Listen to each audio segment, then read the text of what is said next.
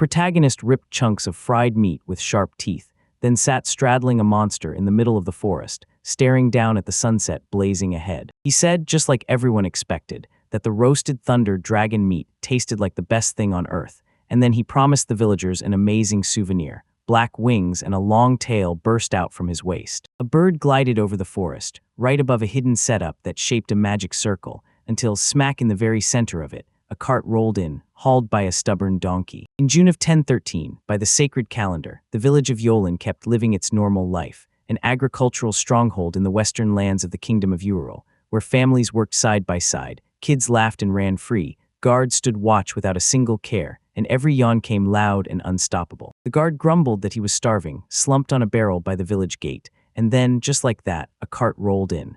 Sitting on it, smiling wide, Kakyu waved and asked how he was doing. The man shot back that he still felt packed with energy even after dark, and the boy burst out laughing, saying it had made him picture it all. Kakyu thrust the money into the guy's hands and called it the entrance fee, but he snapped back that he didn't need it since he basically belonged with the villagers. Yet Kakyu wouldn't back down, because the rules are rules. It's like a vow carved into his soul. Once he makes it, he carries it all the way through.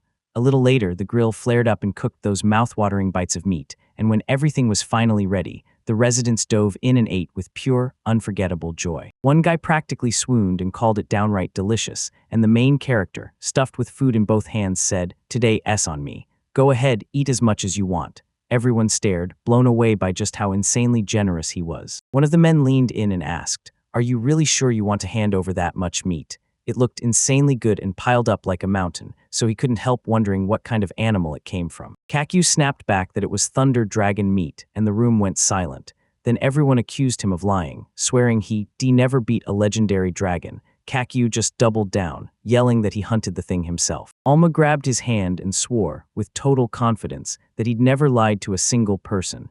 Then he clutched his head and snapped back that she was the only ally he had. The man snapped that her father would never sign off, so the girl should meet his gaze, while he sneered that every swindler has that same slanted-eyed look and that dumb hairstyle, and Kakyu felt pure irritation flare up at every word. Juiz told them to really think it over. He was loaded, so he could have paid for meat like that, and honestly he sounded like the perfect pick.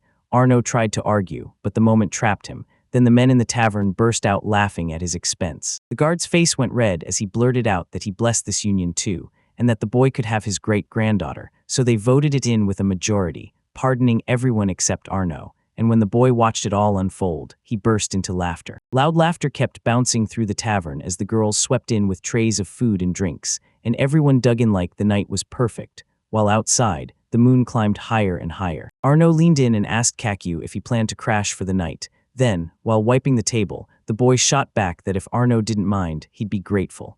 Ulna was practically glowing with joy. Suddenly, Jui burst out in a cry, gripping the wall like it was the last thing holding her up, and Arno snapped, "Are you okay?" because she was pregnant and needed to rest. Kakyu leaned in and asked how the baby was doing, and the girl laughed back that he was bursting with energy, thanks to the meat he'd been getting. Alma's eyes sparkled as she blurted out when he'd be born, and they told her, in about a month. He told her that once he wrapped up every last bit of the trading business, he'd come back for sure, and the girl grinned, saying she was certain the child would be thrilled to see him again too. He burst into the room and crumpled onto the bed, wiped out by sheer fatigue, staring at the ceiling like, "Are you kidding me? I'm actually still living this normal life somehow." After he got cut short in Japan for all the sins he racked up in life, they tossed him straight into hell. Then, somehow, a miracle flipped the script and he was reborn as a demon.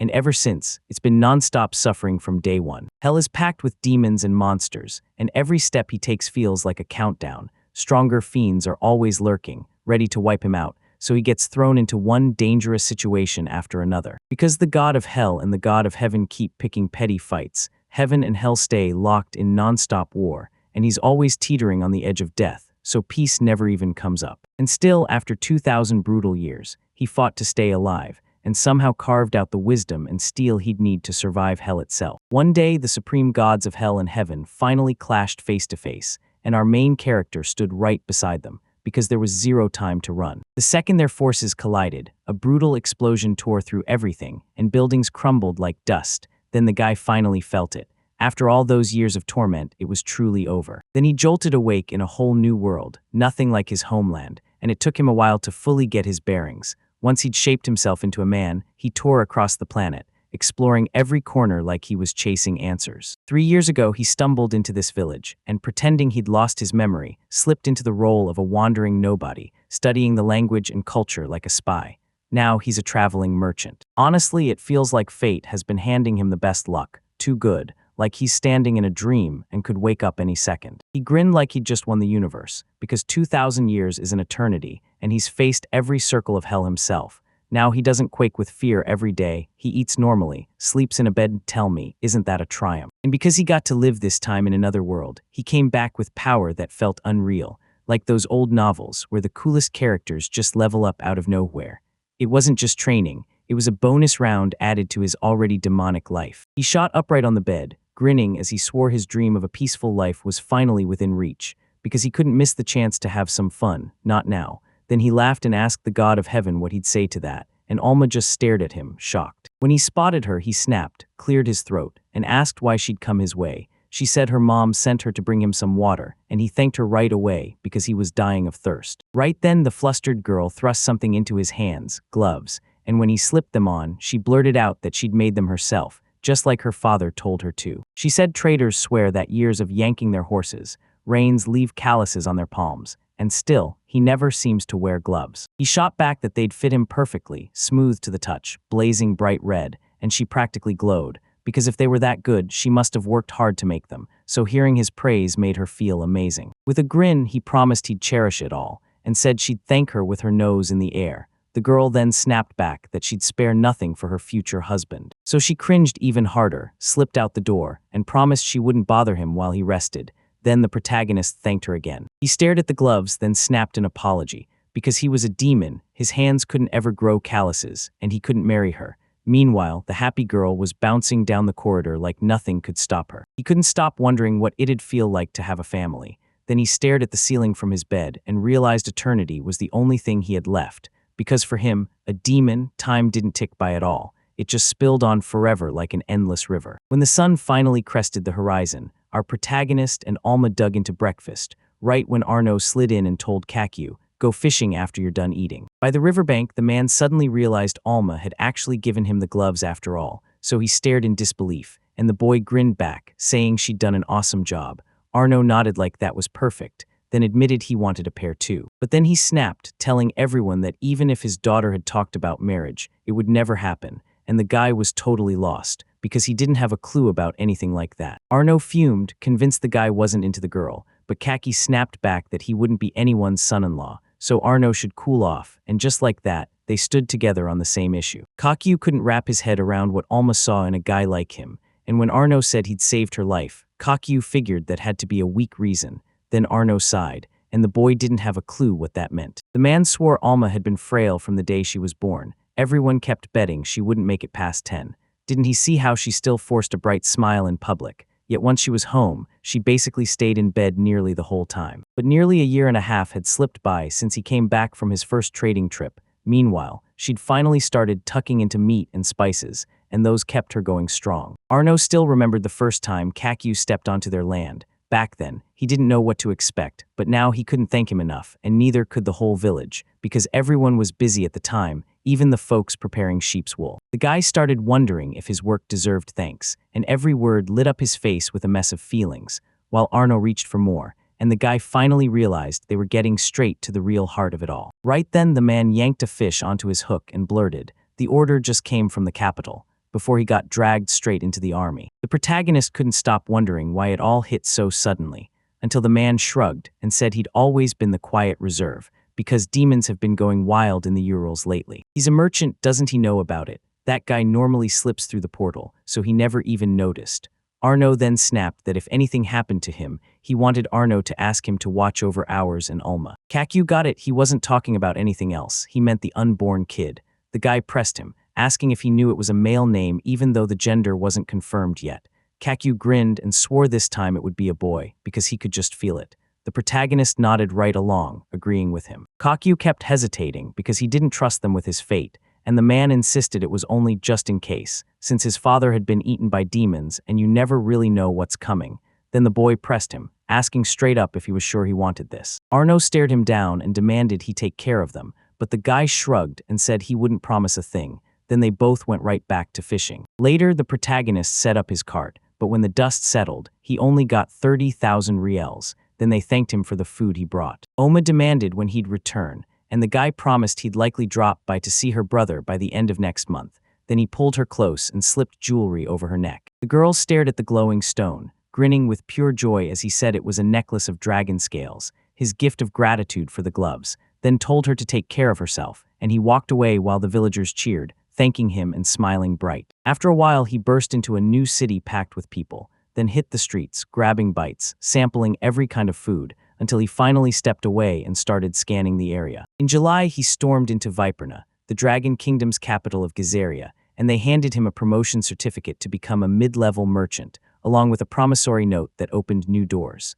The girl behind the counter beamed and congratulated him, and he shot her a grateful smile. Soon, he burst into a clothing store, and they handed him the dark fabric outfits he'd asked for, straight away, while the clerk looked dead set on convincing him to grab them for just 1 gold coin. She blinked in shock. She'd sworn he was still younger, so seeing him already at an average level threw her off. He just laughed and promised he'd have a blast once he made it back to the village. She leaned in and asked if he'd come straight from the Urals, then demanded he be careful, because the Holy Knights were out there on an expedition right now, and she pushed the question again. She said the Holy Knights, blessed by the goddess, can feel demons lurking, and every few years they get to launch a special mission into nearby countries to wipe every last one out. But that's all rumor, because once people can't feel demons, the Holy Knights turn it to their advantage. They slam the villages with witchcraft accusations, then use that excuse to rob them blind. So she begged him to be careful when he came back, too late, because he'd already stormed out of the premises, and once he stepped outside, the protagonist snapped his mana into a summoning spell to hunt the trail. He figured teleporting magic right in the middle of the city was a terrible idea, then he realized he had no choice at all. A nasty premonition crawled up his spine, and right on cue, after a tense moment, he ended up exactly where he was supposed to be. He tore through the grass toward his village, and from far away he could already see it, engulfed in roaring flames, with thick black smoke spilling into the sky. Horror froze his face as he inched toward the village, mind racing over what he shouldn't have done. Then panic hit, and he let out a trembling, heavy sigh. As he sprinted, he told himself to breathe. Maybe it wasn't that bad. It's probably just cooking smoke. He tried to convince his own panic, even though everyone knew they didn't burn grass like this, and sure as hell not out of season. If it was a fire, he could take it. Then, out of nowhere, a voice snapped through the chaos, and his mind instantly pictured the people he knew sprinting straight toward him. But what he saw shattered his expectations. Every inch of the village was burning, and the villagers lay crumpled on the ground. The protagonist strode past people sprawled on the ground, while a blazing flame swirled around him.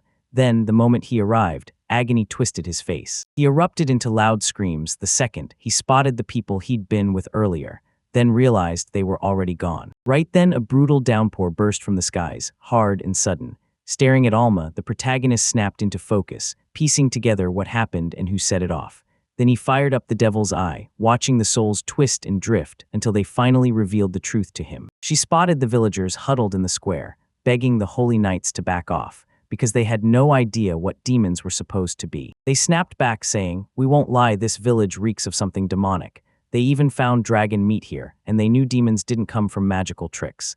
And listen," they said, "you can't truly destroy a dragon. If they're truly innocent, then where'd they get this meat?" Arno couldn't give an answer, so the man instantly knew he was hiding for someone. He blared that they were demon minions that had to be destroyed, yet the stunned boy suddenly realized they'd been guarding him all along, and when the memories hit, he knew it. He'd failed to save anyone again. He couldn't even wrap his head around why it kept happening to them. Rage crashed over his face. He was sure they were mocking him, and then he slammed the devil's eye of the Soul Seeker open, spotting hoof prints in the dark. With their help, he tracked the route the Holy Knights took, then finally spotted the exact place they'd headed for. A crisp image of a whole pack of horsemen riding out from the village flashed in front of him, and he snapped into focus, concentrating his magic fast. It shot into the sky so high that people everywhere stared at it, scratching their heads like, "What in the world is that?" Right then, one knight raised his voice at the commander, so the commander snapped at him to back off, but the knight wouldn't shut up. Then he snapped his head up, and right above them, a blinding holy attack flared. The Holy Knights jerked their horses to a stop and stared straight into it. The protagonist stood in the wreckage of a shattered village, and in the distance an explosion lit up the sky. For 2 whole millennia he'd roamed the bottomless abyss of hell, each second soaked in the agony of loss. Here there was no hope left, only crushing darkness, gnawing hunger, and a desperate thirst to reach the end. He crumbled into a hollow shadow of his former self, a monster with zero humanity left, robbing souls, chewing them up, and turning into something hell made by mistake. And this village was the very first thing to pay for his fall. He planned to use them to dig up information, and if they got in his way, he'd wipe them out. But the way they treated him, and the time he spent with them, flipped a switch in his heart. For the first time in 2,000 years, he laughed without a shred of mockery, devoured real delicious food, and actually felt someone's warm hands in his. Every second of it was priceless. And the gods of hell are gunning to snatch even that away from him, so he won't want anything else, right? What's the point of chasing more, if it's all just going to get ripped from his hands? A devilish shape towered over him, whispering that it was all ruined, everything, and when he fought back, it snarled, "Remember who you are." Then the fusion started, and the boy burst into laughter. He fully snapped into his black devil form and roared like a monster, and his scream summoned a storm of black energy swirling above him. Suddenly, a vision hit him, Alma lunging to stop him. He snapped that he finally understood he'd been wrong, because she couldn't halt this anymore. That was exactly what this process was meant to do. He leaned toward the girl and asked if he'd ever let her down. She shook her head. Then he dropped into the seat across from her, apologized with a trembling voice, and confessed he had nothing left. She was his only family, and the tears finally spilled from his eyes. But the girl didn't back down. She chopped him down with a scold and demanded he listen, asking if he could hear it, because just beside him, a child's cry cut through the air. He crouched low, stared at the real box right in front of him, and his devilish form crumbled away. Then his trembling hands stretched toward its chest. When he swung it open, a tiny child sobbed inside, and there, wrapped around them, was the necklace he'd given Alma. His breath caught. Was it already a month since this child was born? He remembered the talk he'd just had with that man about the boy's name, then snatched up the child and clung to him like he'd never let go, tears pouring down his face as he finally said the child's name. This is his unbreakable vow. Kokyu the demon will make RS his son and drag him into the race for the happiest man alive. He swears it on his soul, and the moment the words leave him, his spirit is chained in fetters. Cradling the kid in front of him, he swallowed his regret. He knew he'd blown the promise to Arno back then, but this time, he swore he'd make it. He leaned toward Eris and told her not to worry, because from here on out, his life would be packed with happy moments, no matter what, since the devil's promise can't be broken. Right then, the sun crested the horizon. Deep in hell, the gods mocked him as if it were a joke, because they couldn't fathom what kind of devil would dare sign a contract, hand over his soul as payment, and still sit there while they calmly play chess. The god of heaven said it was probably some nobody, maybe even Kasiu, and the devil nodded along, bragging that it was all his doing that allowed him to reach that world. He shot back that he'd been waiting for him. Then the devil smirked and claimed he was the last of his kind, a lowly demon who'd survived every single day for 2,000 years and had finally forged power rivaling even the higher demons. God swore he already knew, then warned that if this lowly demon even tried to touch another world, he'd torch the hellscape to ash and wipe out every last one of its servants. The demon just cackled, convinced it was some kind of joke, since he was already nothing but ruins. They'll still watch him scoop up a human baby, and the god of paradise will lock eyes with the main character, haunted by the brutal irony fate just served. Because in the future, this kid will wreck Kokyu, so right now the protagonist swings them behind his back and strides away from the villagers' graves, setting the stage for the demon and the human child's road ahead. In this magical kingdom, inside the royal palace, the ruler leaned in and demanded, "Tell me, is all of this real?" The man kneeling before him shot back, "Yes," and swore it was true. He added that his subordinate had tracked the holy knight's order every step of the way, and then personally witnessed it himself, so there wasn't a shred of doubt left. Demon King Zel Malkino's Lucifer Flatout admitted that someone might exist who matches his power, and could even outclass him. Soon the crowd started whispering like, "No way, this can't be true," and they snapped to silence fast, because this was His Majesty's court, ruler of the entire earth. Teokia snapped that the insect lord ordered a research team to be assembled, and they'd already launched to the scene. One of the 4 great demons leapt to conclusions, and every demon under his command was ordered to stay out of it, so the man obeyed without question. Hades snapped to his father that he was a coward, maybe he should go himself and look. Then the woman cut him off, barking that in public he had to talk differently. Zel figured they'd slipped into hiding so perfectly that nobody would even clock their presence. Then once it was over, they'd wipe every trace of what just happened. So if they were attacking the Holy Knights, they couldn't be enemies, not really. For the moment, they just watched it all unfold. He broke into a laugh and promised that sooner or later they'd crumble right into his hands. In the land of the Holy Church of Carmel, people burst into joyful greetings for His Holiness the Pope, and then they all stopped, because the Holy Virgin was stunning, holding a tiny child in her arms. People claimed that when he heard what was happening in the Urals, fear hit him hard, but the princess had been blessed by the goddess, and if the legends are real, the Holy Maiden will absolutely track down her hero. Jid Kruger, commander of the Knights Order, declared that the heir's birth will shower the people with blessings. So yeah, this news is absolutely huge. The 58th Pope, Arlius de Carmel, nodded along, saying she'd handed them hope in the shape of the Holy Virgin, and as a priest who fought for humanity like it was his crown, and as a father who bled for his family, he finally felt the crushing weight slip off his shoulders. But the aristocracy isn't exactly cheering. Gid swears even they'll finally get it. With a Holy Virgin born, it's not the moment for political brawls, because the danger is already marching toward the world of men. The girl nodded along and told him not to panic. She was certain this would be the girl who brought them the true hero. He swallowed his worries and agreed, then urged them to pray for the goddess's blessing to guide her. This world is packed with gods, creation's goddess and angels included, and it's split into 3 brutal levels: heaven, the human world, and hell, all stitched together by a world tree. Down below, demons and vile creatures rule the shadows under the Demon King's iron grip. Right then, the main character was sprawled among the goats as they licked him like crazy, and it had already been a month and a half since he snatched the boy. Now every morning he had to milk the mountain goats the village brought in, just to get enough milk. But Ars was totally fine. He was already crawling, kicking off the moment. As soon as they slipped into the house, Kaku went, "He's running away again. That kid is impossible. 2 months old and already all energy, like he won't sit still for a second." Out of nowhere, he let out a scream, and the protagonist snapped, "He's hungry." In just a month and a half of fatherhood, his hands had already mastered bottle duty. Boil the water, then let the mix cool until it's warm. He handed the boy a bottle he couldn't stand, and the kid's like, "Wait, is it really that bad?" Still, it turned out goat's milk can taste a little different every day, so yeah, the boy was apparently a full-blown gourmet. But he pulled out another dish, popped in a scoop of berry jam and a blast of sugar, and then shoved the bottle into the boy's hands like, "Go on, try it again." Ars spat it out again, wearing pure disgust, and the protagonist's heart sank. Then he refused to quit. Since he was filthy, he needed clean clothes, so he told Ars to stop fidgeting. The sweaty kid couldn't believe it. No one warned him raising a child would be this brutal. He didn't underestimate it for a second. After spending thousands of years in hell, battling and perfecting thousands of spells, he was dead certain he'd crush it with way more style than anyone expected. But here's the twist: he can't cast a single spell to wash diapers, so he does it himself. And there's no charm that makes him laugh on command, or a magic trick that silences the tears at night. So yeah, mothers, they're the real superheroes. Once our little one finally passed out, the boy lit up with relief, because raising a child can be brutal enough that it feels like a trip to hell. But the second he saw that real face, every ounce of his strength snapped back. Juice and Arno probably felt it too, because with that look in his eyes, he must have tried to show them something, and then he fell asleep. He snapped his eyes open, refusing sleep. This was chores time.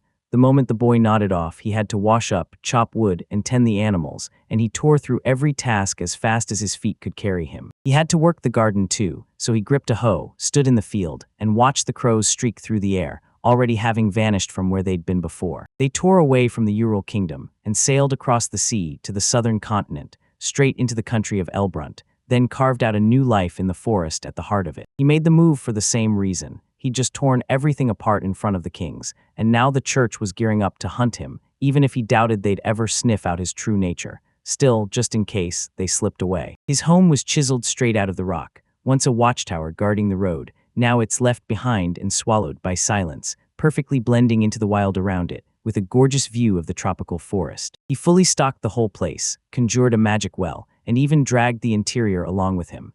Then he remade every corner with spellwork, turning it into one of the shelters he grabbed during his travels before finally planting roots in the village. Even with the forest thick as a wall, he snapped his camouflage magic curtain into place again, because if anyone could spot him, it would be someone as sharp-eyed as those holy knights. That house was ancient, sure, but in hell everything he built crumbled by the very next day, so maybe he'd keep pushing outward, layer by layer, until he finally carved out a castle because a shelter just wouldn't cut it.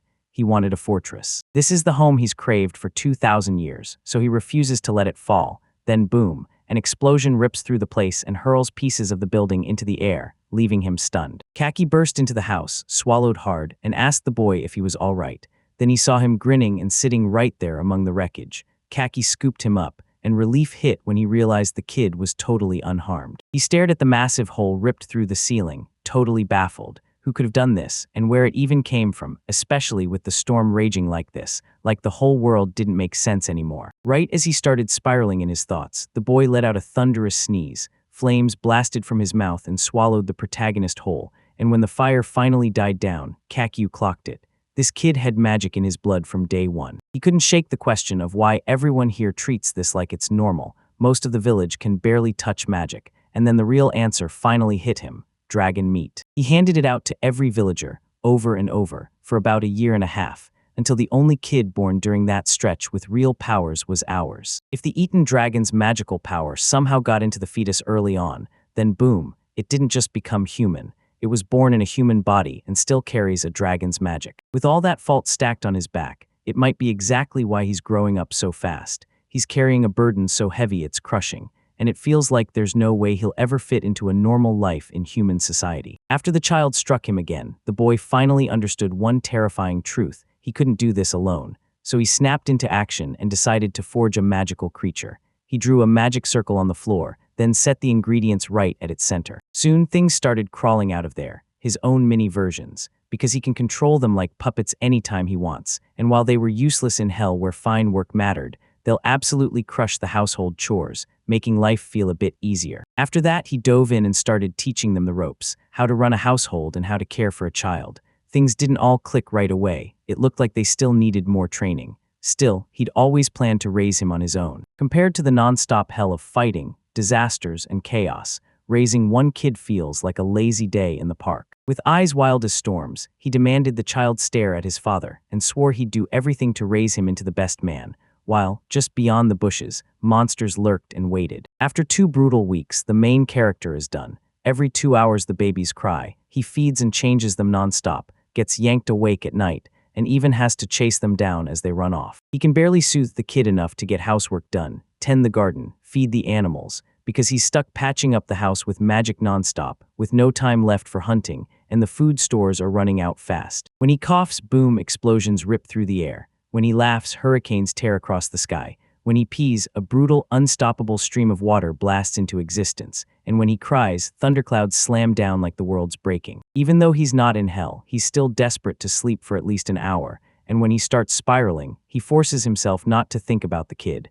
But in the end, fatigue finally crushes him. While he slept, memories hit him hard. He was back talking to his father, begging him to hear him out, but his dad just shut him down. This was his job, and he had no choice. The boy grinned and said he loved school and wasn't going anywhere, while his father snapped, "So who's paying?" And the kid shot back, "Me. I'll earn it myself." He told them, "I need to hit the books right now, not the job," and he made it clear he wasn't chasing errands. He was building his future. Then the other guy warned him not to call every shot by himself. Choked with tears, he blurted that he didn't need it, then bolted into another room, slammed the door, and stared at the photos of his family, missing his mom, who was gone. Moments later, he jolted awake and rubbed his eyes, right as goblins swooped down from above, and he clocked them instantly. With one brutal swing, he wiped out the attackers, and only then did sleep hit his brain, because when he glanced back at the crib, the child was gone, so panic burst out of him as he started calling. In a full-blown panic, he prayed the kid wouldn't get snatched, then tore out into the street, and with the devil's eyes locked in, used sole observation to hunt down the first trace of him. He sprinted straight for the tracks, but pure exhaustion pinned him down so hard, he never even clocked the goblins slipping into the house. Then somehow, he threw up a protective circle, totally clueless about what he was doing. He's terrified because he doesn't even know what kind of father he's supposed to be, how he's supposed to raise one child at all, so he pleads for just one thing, that the boy will be okay. Bursting from the bushes, he shouted for the child, and saw a girl gripping the kid with one hand while crushing the goblin's throat with the other. The girl eyed him warily, while Ars shot a glance over her shoulder. Then the guy stared at the picture in front of him, stunned. He had no clue who those people were or why they were yapping about some dusty backwater, and the man standing beside the elf blurted out words he couldn't even begin to understand. "So right then," the boy called out to the guy. Kakyu said he didn't fully get what they were telling him. Then he grabbed his son, thanked them for saving his life, and the man shot back that he never realized he was a foreigner. He blurted that they were sprinting to the holy city when they spotted goblins hauling the baby away, and he was over the moon they found his father so fast. Then he told her, hand the child to my father. The guy shot his hands out toward the boy, begging forgiveness like, I'm sure you were scared.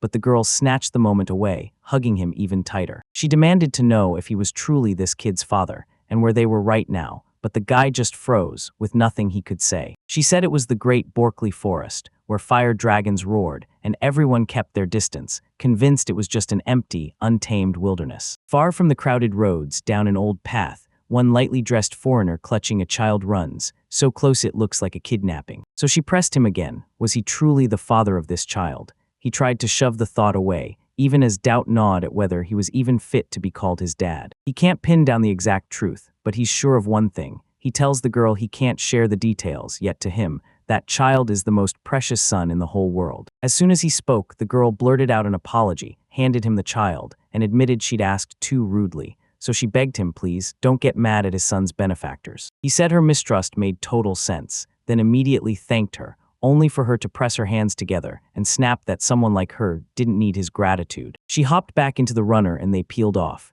and the protagonist knew the truth but kept it buried, until she finally asked, because ours doesn't have anyone else. He can't live a normal life. He thought he could raise him by himself for his own good, but he was dead wrong, and it hit him hard. It was for his own good. He was terrified that the more people crowded around him, the heavier the horror of their loss would feel, so he tried to shove the boy away, keeping him alone nearby. But was that really what a father should do? By cutting off his chance to chase love, friends, and dreams, you decondemn him to become just like the father ours got stuck with. No matter how many loved ones surround him, he'll never let go of them, because he's sworn to protect them, no matter what it costs. To be the real father that boy needed, and to keep the promise he swore that day, he pulled the child close, clutched him like it mattered, and asked what the boy thought about it. He couldn't shake the smile of his parents and sister from his head, so he pictured that boy stretching his hand toward them, and in that instant, he knew ours was right. He hoisted him into the air and vowed with full heart, I'll do my best, because they'd hunt down those people who would become their family. In the federal kingdom of Elfland, tucked in the southeast of the Great Forest, by the ravine where the heavenly waterfall roars, someone was grinning like crazy, because they finally pulled off the theft of a dragon egg. It sounded totally unbelievable, yet he'd been warned, don't get cocky or they won't stay fine. And once they got back okay, everyone would be happy. They were already far enough, but was he really chasing them, and why didn't he need to worry? Because they'd already thrown up a barrier that swallowed their magic and aura. To perform the waterfall egg immersion ritual, 8 humans and 4 S-class magical monkeys got sacrificed, and that kind of power was so brutal that even a fire dragon couldn't stand against it. They made up for the losses with the stolen egg, and everyone was warned to split the spoils in a brutal 3-to-1 ratio. Then the man said he'd handle every negotiation himself, and the earth suddenly started shaking. They didn't get what was going on at first, but one thing hit them fast. He had to vanish right away. When they peeked from their hiding spot, they saw the fire dragon blast the waterfall into nothing. He huddled beneath the falling water, growling like a threat with teeth. Then he shot up into the air. Everyone swore he was coming straight for them, but he veered west in a heartbeat. They finally understood it all. The barrier saved them, and they'd gotten out by pure luck, so now the real question hit, where on earth could he have gone? If he stumbled into a city on the way, it could have ended him for good,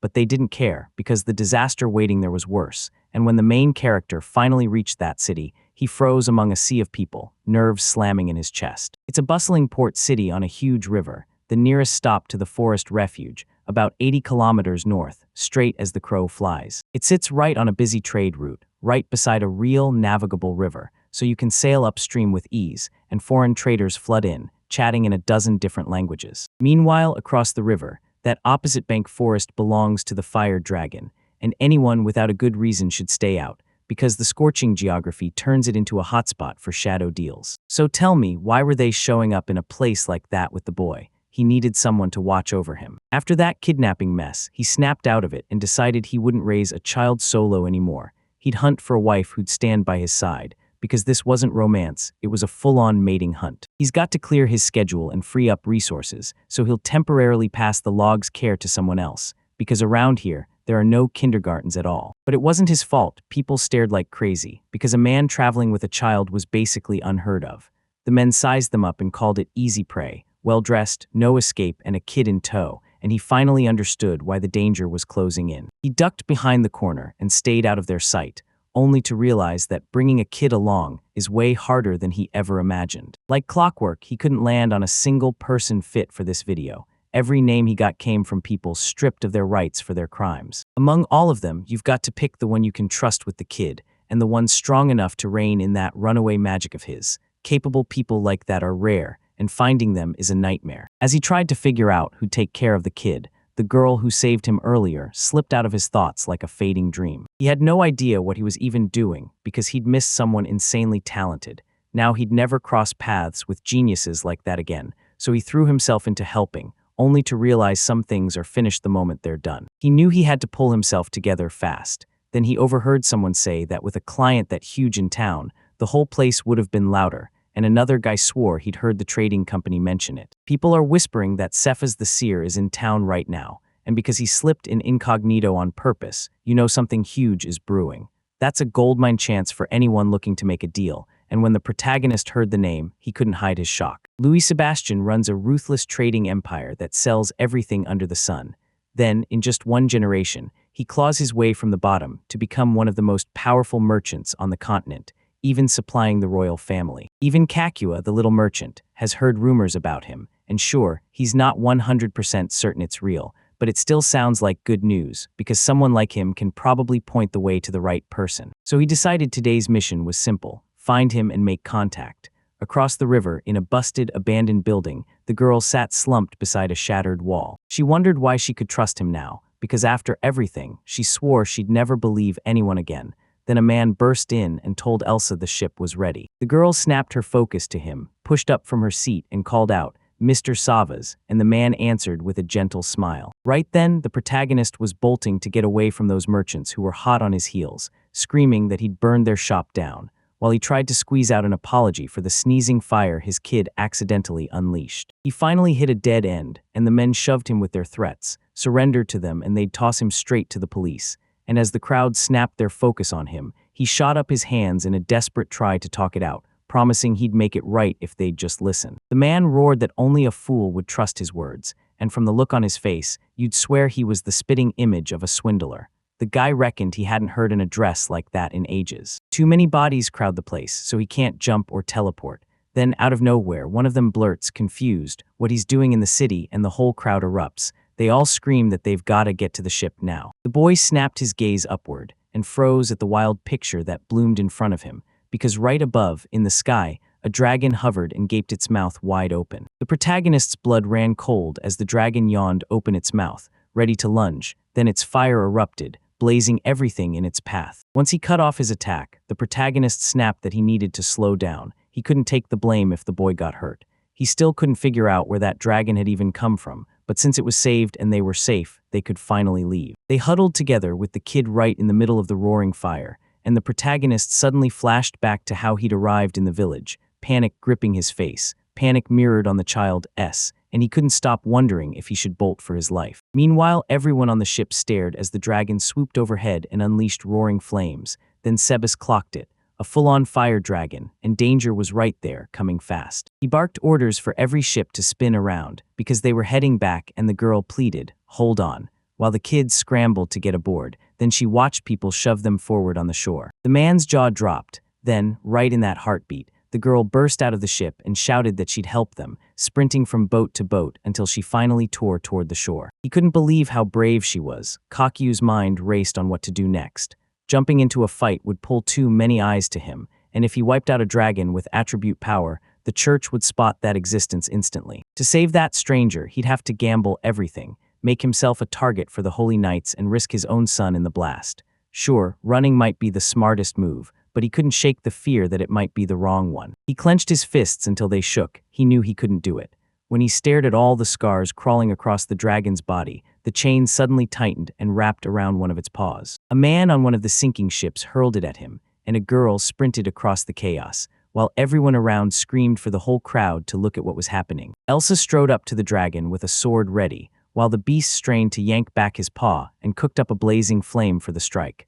Then the girl lunged in without even thinking. She hacked away at his tough scales with blade after blade, but no matter what she tried, her attacks just bounced. Her blades snapped in her hands. The dragon started weaving out of every hit, but the girl kept slipping. She yanked the rope, snared it around his tail, and pulled him back. He shot forward so fast that she tumbled in the air, getting whipped side to side, Any moment now, she could have clipped his wing with a dagger. Her brutal strike shattered the dragon's wing into a spray of pieces, and he hung in the air, still tethered to the ship, staring at what was left of his wing. Then he thrashed and fought his way out, blasting straight the other direction, only for the ship to block him, slam him into the buildings, and tear them apart.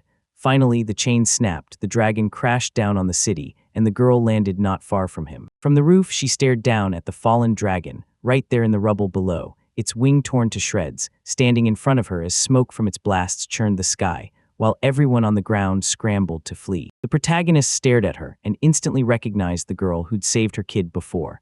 Elsa's eyes narrowed at the fire dragon's sluggish pace, because that meant the thing was crawling with wounds, and she couldn't stop herself from wondering who had done this. So they really thought they could insult him and push him into attacking the city. Either way, she stood zero chance in an open fight. Sabas was already escorting the children toward the boat. She knew she had to buy them a chance to run, so she struck with the twilight, right as the dragon froze in confusion and the watcher clocked it.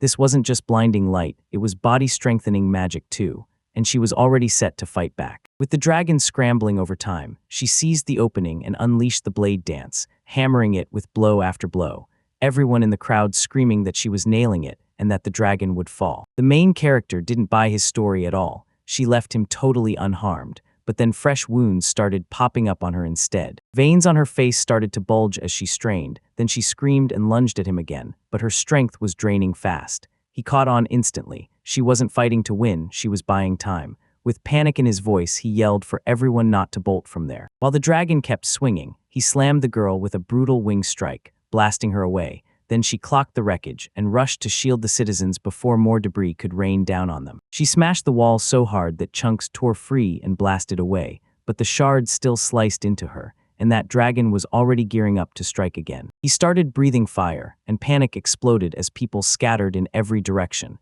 because they finally realized she'd been defeated and only one thing mattered: get out alive. The hero finally got the girl to safety, yanking her into the alley before it all went wrong. Then he snapped, "Do you remember me?" And with a grin he explained he couldn't stand by and watch his son's benefactor vanish, and the shocked girl instantly recognized him. She grabbed the truth in her hands and tried to remember why he showed up. Then he snapped that there wasn't a second to waste, demanding she answer one question, right now. He wondered if she could blast a blindness spell on everyone nearby, and the amazed girl shot back that she could. Then he couldn't stop himself from asking why he even needed it. He didn't answer, he just stared her down. She snapped back that she could only hold it for a few seconds. He said, "That's plenty." He even made it harsher than he had to. He shoved the kid into the girl's arms, watching her struggle to figure out what he was planning, then leaned in and told her he was going to wipe out the fire dragon. The stunned girl replayed his words like they'd burned into her mind, then threw on the veil of twilight, only to freeze, suddenly realizing where that creepy deja vu came from. This guy's words hit like pure truth. He doesn't just talk. He announces what's really going on around him with the power of sound. Fury burned in his voice as he snapped at the fire dragon to look at him, and the crowd erupted, screaming they couldn't see a thing. The dragon started shaking its head left and right, hunting for its opponent. Then it spotted the protagonist and surged forward, mouth gaping wide for the kill. Kakyu slammed in one brutal, bone-shaking strike that froze the dragon dead in its tracks,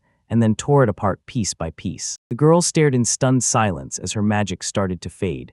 Then Kakyu stepped in and asked her if her name was Elsa. Before taking her hand and gently stroking her head, he told her he only had one request. Dropping to his knees before her, he demanded, "Can you be this child's mother?" Her expression snapped into pure shock, while everyone else started staring at the dragon. A few months back, deep inside the royal castle in the magical land of Lawrence, a man dropped the bombshell. He needed a secret mission fulfilled, and he turned to Elsa, the palace's loyal servant, only to reveal she was pulled straight from the kingdom's intelligence department. The man leaned in and told him that tonight, deep in the Knightly Order's old barracks, a dark guild merchant was set to meet an aristocrat in secret, plotting a deal for artifacts that could ruin the lives of the people. For the magical kingdom's prosperity, she had to wipe out the merchant just before the deal, right at the crime scene, then snap back into her assigned mission. She struck the man who was there, and who screamed her name through pure pain. Then that voice hit the girl like thunder, and she just couldn't believe what she was hearing. She cradled the king of their country in her arms, and then it hit her hard. A swindler had ordered her to do it, and he was playing his own game. She slammed to a stop at the court where Elsa's fate was decided. As soon as her punishment was handed down, she fought back, spouting that it was a secret mission and that a merchant from a dark guild was meant to show up. The man just snapped, "Shut up." Rage burned in Lawrence, the first prince of the magical kingdom of Irold, when he was told His Highness had ridden off to visit another kingdom that day, and they dragged her away, but she kept fighting to be heard. She shrieked that this was the real plot, and warned that if nobody exposed it, the whole kingdom would crumble, so she begged to be heard, but they barked orders at her to stop fighting. She spotted her brother and immediately started pleading for him to investigate, but he completely ignored her, so they grabbed her and hauled her out the door. She heard the shocking news: His Majesty had slipped into a coma, and suddenly everyone was whispering about one thing: why an attempted coup didn't get punished by death. The rumors said it was fear, plain and simple. They were terrified of her secret clan's revenge. And yeah, people didn't just dislike her, they hated her. They didn't believe anyone would ever buy that kind of criminal, and then Sebastian got stuck with that brutal, nasty job. She replayed it all in her head, furious at how she'd been tricked. She swore loyalty, so why did it end with her getting dragged through disgrace? And then the real question hit: what are they even trying to pull off? She's the one who, with her own hands, tried to strike His Majesty,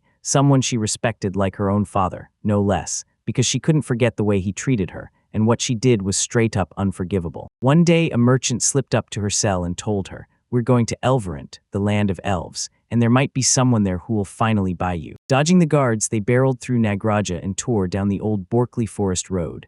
Then, if monsters popped up, he knew the girl had his back, while she clocked the goblins hauling the child and felt atonement hit like a punch. She craved to get better, but she couldn't figure out what to do next, until the main character's heartfelt words of gratitude hit her like a spark, and she finally knew she didn't want to live as a sinner anymore. And now, cradling a child in her arms, she froze cold when the main character offered to make her a mother, because what she was hearing felt unreal. Chaos tore through the kingdom of Elfland at the port of Bymora, and everyone was scrambling to understand what the dragon had done earlier. The blushing girl stared at the guy who'd just spoken, because his words sounded sweet, but they also felt slippery, like he was trying to hustle her into buying a vacuum cleaner with a too-good-to-be-true line. She pressed him again, and he blurted that it wasn't like that, he meant something else. Right then, a merchant popped up and shouted, "Elsa." The girl shouted his name, and Kakyu froze, shocked it was him. Sabas quickly apologized for barging in. Then the blushing boy and girl clutched hands like they'd just been pulled into something real. They all shouted in sync that he wouldn't be in their way at all.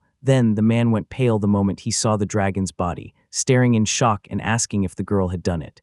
She tried to deny it, but the protagonist snapped that it was her. Right then, everything around him snapped into darkness. He couldn't see a thing. Then a brutal roar ripped the air, and the dragon shattered into pieces. He doesn't know for sure what caused it, but maybe it was a meteorite or some other wild natural event. The girl rushed up and asked the man if the kids were fine. He told her she'd saved them, but then he snapped that they couldn't be the real ones, because the true heirs carry a magical seal, and they don't have it anywhere on their bodies. Right then, the kids burst into big, shaking tears, begging, did the dragon really leave? They just wanted to go home, until Elsa pulled them close and promised everything was okay, no more fear. Kakyu watched it all with a warm smile. Seba told them he'd grab the kids and march his men straight to the church of the holy city. Then he paused, staring at the girl like a storm, because he didn't know what would become of her, and she didn't have an answer. Sebas leaned in and asked the boy if he wanted to take her, and the boy agreed, then said he'd first have to ask Elsa directly about it. He leaned in and introduced himself again, Kakuriria, just an average merchant from Ural, a kingdom sitting north of the Hoppo Sea. As he'd promised from the start, he wanted her to be the mother of his child, his wife, and when he watched her, it hit him hard. He didn't have what she had. And she was the one person he could actually trust, because he remembered the hard truth. To save that stranger, he'd have to gamble, turning the boy into bait and making himself the Holy Knight's target. And if she gave the nod, he'd instantly cut off every bit of contact, because he couldn't stand seeing her trapped like that. He wanted her by his side as an equal, and he couldn't wait to hear what she'd say. Could she really help him raise this child, ours, and make sure he grew up happy? Sabas lit up at those words. Then the past crashed into her, and with a bow, she shook her head and refused. She admitted she was a criminal, branded for a brutal crime, so tearing off those shackles wouldn't scrub away what she'd done, and she had no right to bring a child into the world. The boy finally got what she meant, then flashed a smile and said he was so sorry, apologizing for the sudden attack and thanking them for clearing it up. And as Saba stared at the girl, she decided to speak. He jabbed a finger at the boat and snapped that he'd have to bust his tail getting everything ready for departure. So when Elsa begged to help, he shut her down, saying the wounded man would just slow them, and she'd better stay put in that shed. And just as he was getting caught, he shoved the main character bandages and medicine, begging him to look after Elsa, then leaned in close, wishing him luck, while the meaning of it all totally flew over his head. Later, Kakyu knelt to patch up a girl who cradled a child, asked if he could lend a hand, and when she said yes, he leaned in, then unleashed the devil's eye. He clocked her crushing disappointment, suspicion and rage blazing through her, yet she still clung to loyalty like a vow, and it looked like her mind had been shattered. She'd been betrayed by someone she trusted with everything. But this feeling blasts past the regret and guilt she carried before. Every word digs deeper than it seems, and still, when someone gets hit like that, most people shut down inside or tumble straight into despair. But she stays eerily calm, like she's determined not to rattle a single person around her.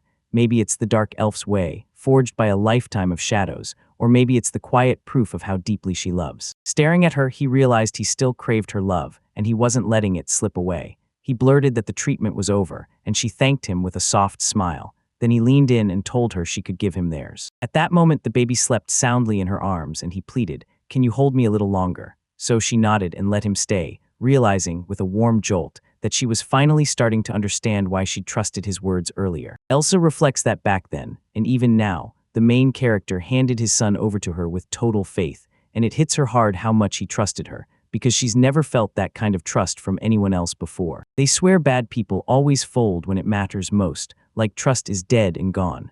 The girls stared at the guy, and their eyes locked. Kakyu spun toward Elsa, her words still burning in his head about not being worthy to be a mother, but he refused to believe it. He doesn't care what she did. He knows nothing at all, but he does know this. With hands stained by sin, she still saved a whole lot of lives. Slumped against the wall, the young man admits he has no clue what she thinks of herself, but to him, she's survived trial after trial. And still, without a second thought, she's ready to lay down her life for justice. She brushes her sleeping son's cheek, and the hero whispers that it's her strength they both need, more than anything. The girl dropped her gaze and racked her brain for a way to fight back. He told her, "For you, weakness is just endless, adorable punishment. And if someone who's been sentenced to die gets reduced to a servant, then yeah, that's basically a lifetime of serving." Kakyu demanded, "Do you honestly think this is fair?" And the girl snapped her teeth together. She shrieked that she finally understood, then froze because she couldn't grasp what he was really asking. Stop trying to atone for her guilt. She couldn't be happy with him, not when she couldn't forgive herself, so she chose punishment instead. Tears spill down her cheeks as she blurts out, "A hero this strong just can't get what I'm feeling." Ars burst awake from her own screams, shooting back out in panic, while Elsa rushed in and soothed him down. Watching it all unfold, the young man just grinned. Kakyu admitted he's strong, but the girl still stomps him when it comes to caring for the baby. She's a total disaster, clumsy enough that she can't even change a diaper without messing it up. One day, in the worst moment of his weakness, his son got snatched close. Then the girl swooped in and saved him. Strength and nobility matter, but they're useless alone. Survival demands teamwork, not pride, and Hours just grinned as he clutched Elsa's finger. The hero shot up and told her, "I'm ready to help you find redemption, just help me with the child." He demanded to know what atoning her guilt truly means, and he pressed her for the exact reasons and the conditions she swears by. The girl snaps back to the moment she stumbled into that class, on the main route,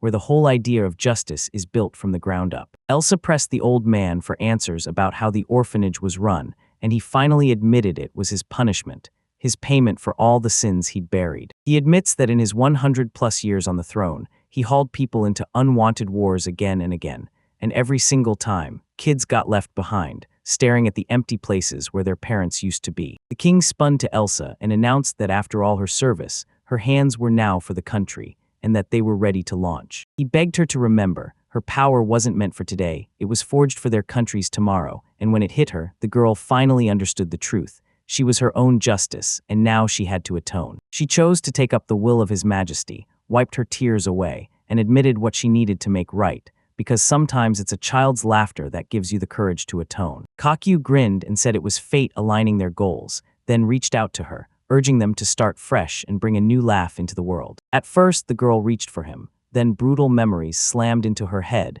and her hands started to shake. Then the main character grabbed her hand and smiled, telling her everything was going to be okay. He hauled her up, swore on his life he'd never betray her. And one day, it'll finally prove it, no doubt. Crates are going up in flames out on the open sea. A sudden call snaps the chief's attention. The man urged the chief to turn back fast, so would he really trust the girl and wait while the dragon came for them?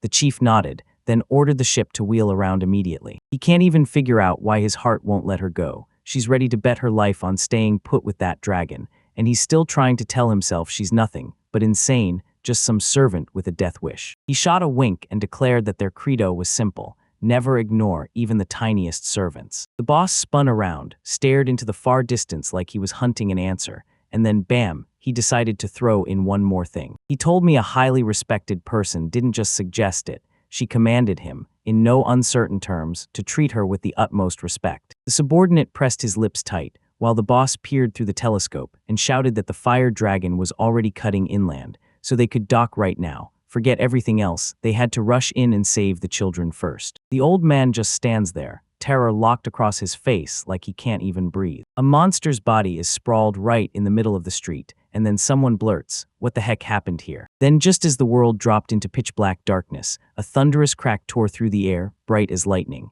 He shoved through the crowd and saw it with his own eyes. The fire dragon was dead, and a man had done it, and it was impossible. He hints it has to be a natural disaster or some freak accident. The boy shouted for him to come over. He said there were fire dragon materials here, and even a single scale could fetch at least 10 coins, with the first one to grab them getting the slippers. The old man sprinted, but fear crawled in his mind. This scheme couldn't possibly work, and yet the chance to grab money to rebuild his burned shop burned brighter than doubt. Suddenly, a man charged straight at the dragon, screamed for everyone to freeze, and demanded, "Who is he?" Then in a blink, his head snapped clean off his shoulders. The killer of that young man goes by the name Lion King, Riths. He declared that this city was theirs now, reborn in the glory of the lion, and demanded they obey. The old man's jaw dropped, then Vritra exploded with a promise. Anyone who listened would get a place to live and a job. Elsa grabs the guy and tells him to wait, because she has zero clue what's happening here. Kakyu said it was teleportation magic, and he guessed it was her first time.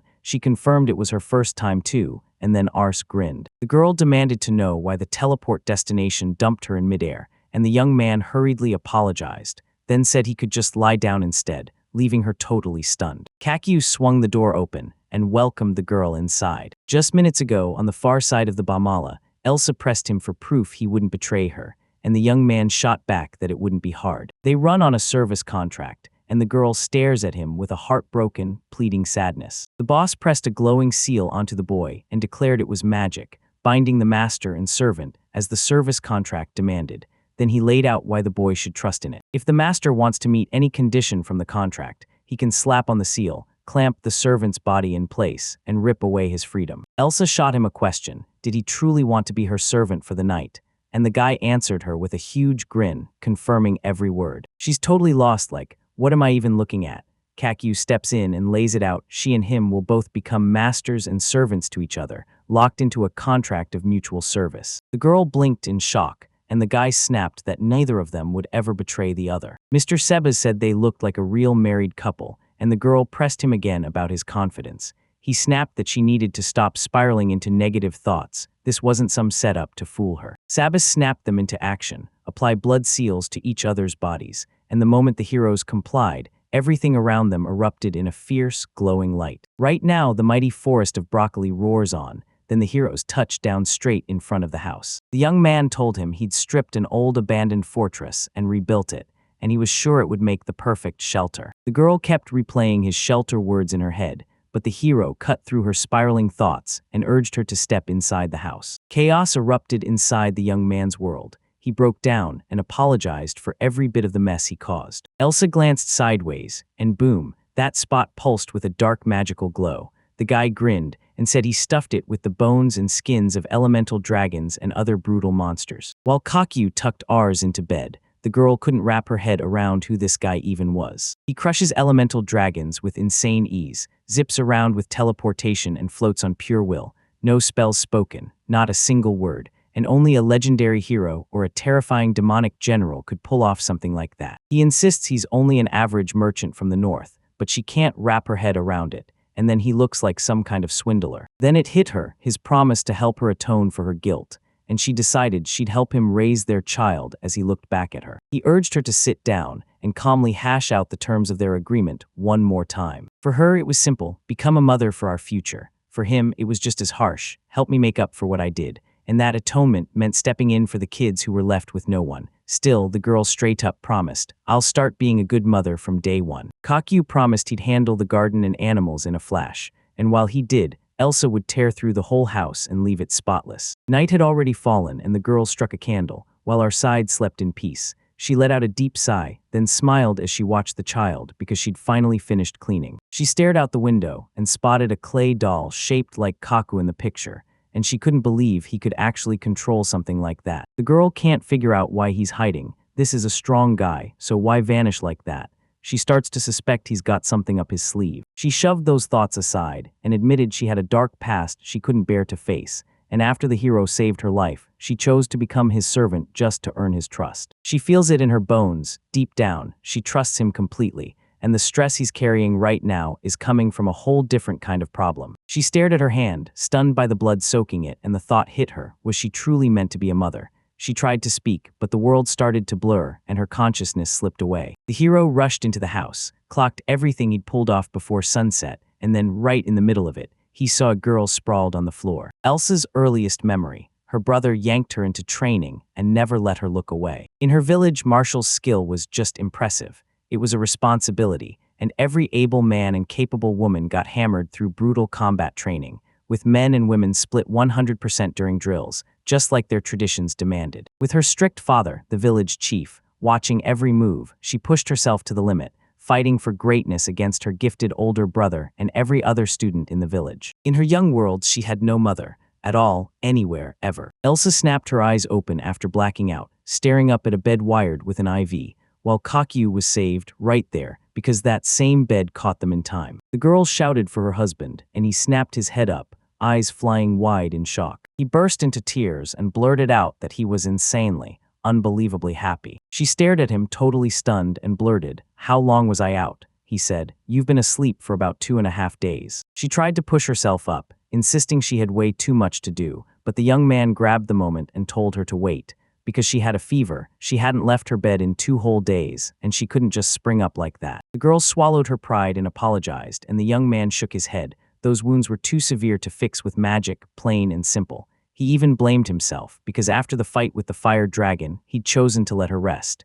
Then he looked at her and begged for forgiveness, admitting he couldn't heal her the way he promised. Elsa froze in shock when she realized her husband could do magic he just couldn't use. He simply nodded and said, "Yeah." He pressed a cloth to her forehead and told her straight up, some magic slips right through his fingers. He's crushed because he can't cast a single spell. Then it hit him milk. He told the girls he couldn't be the one in the barn, and if she needed anything, she should call him through the doll, because he'd come running.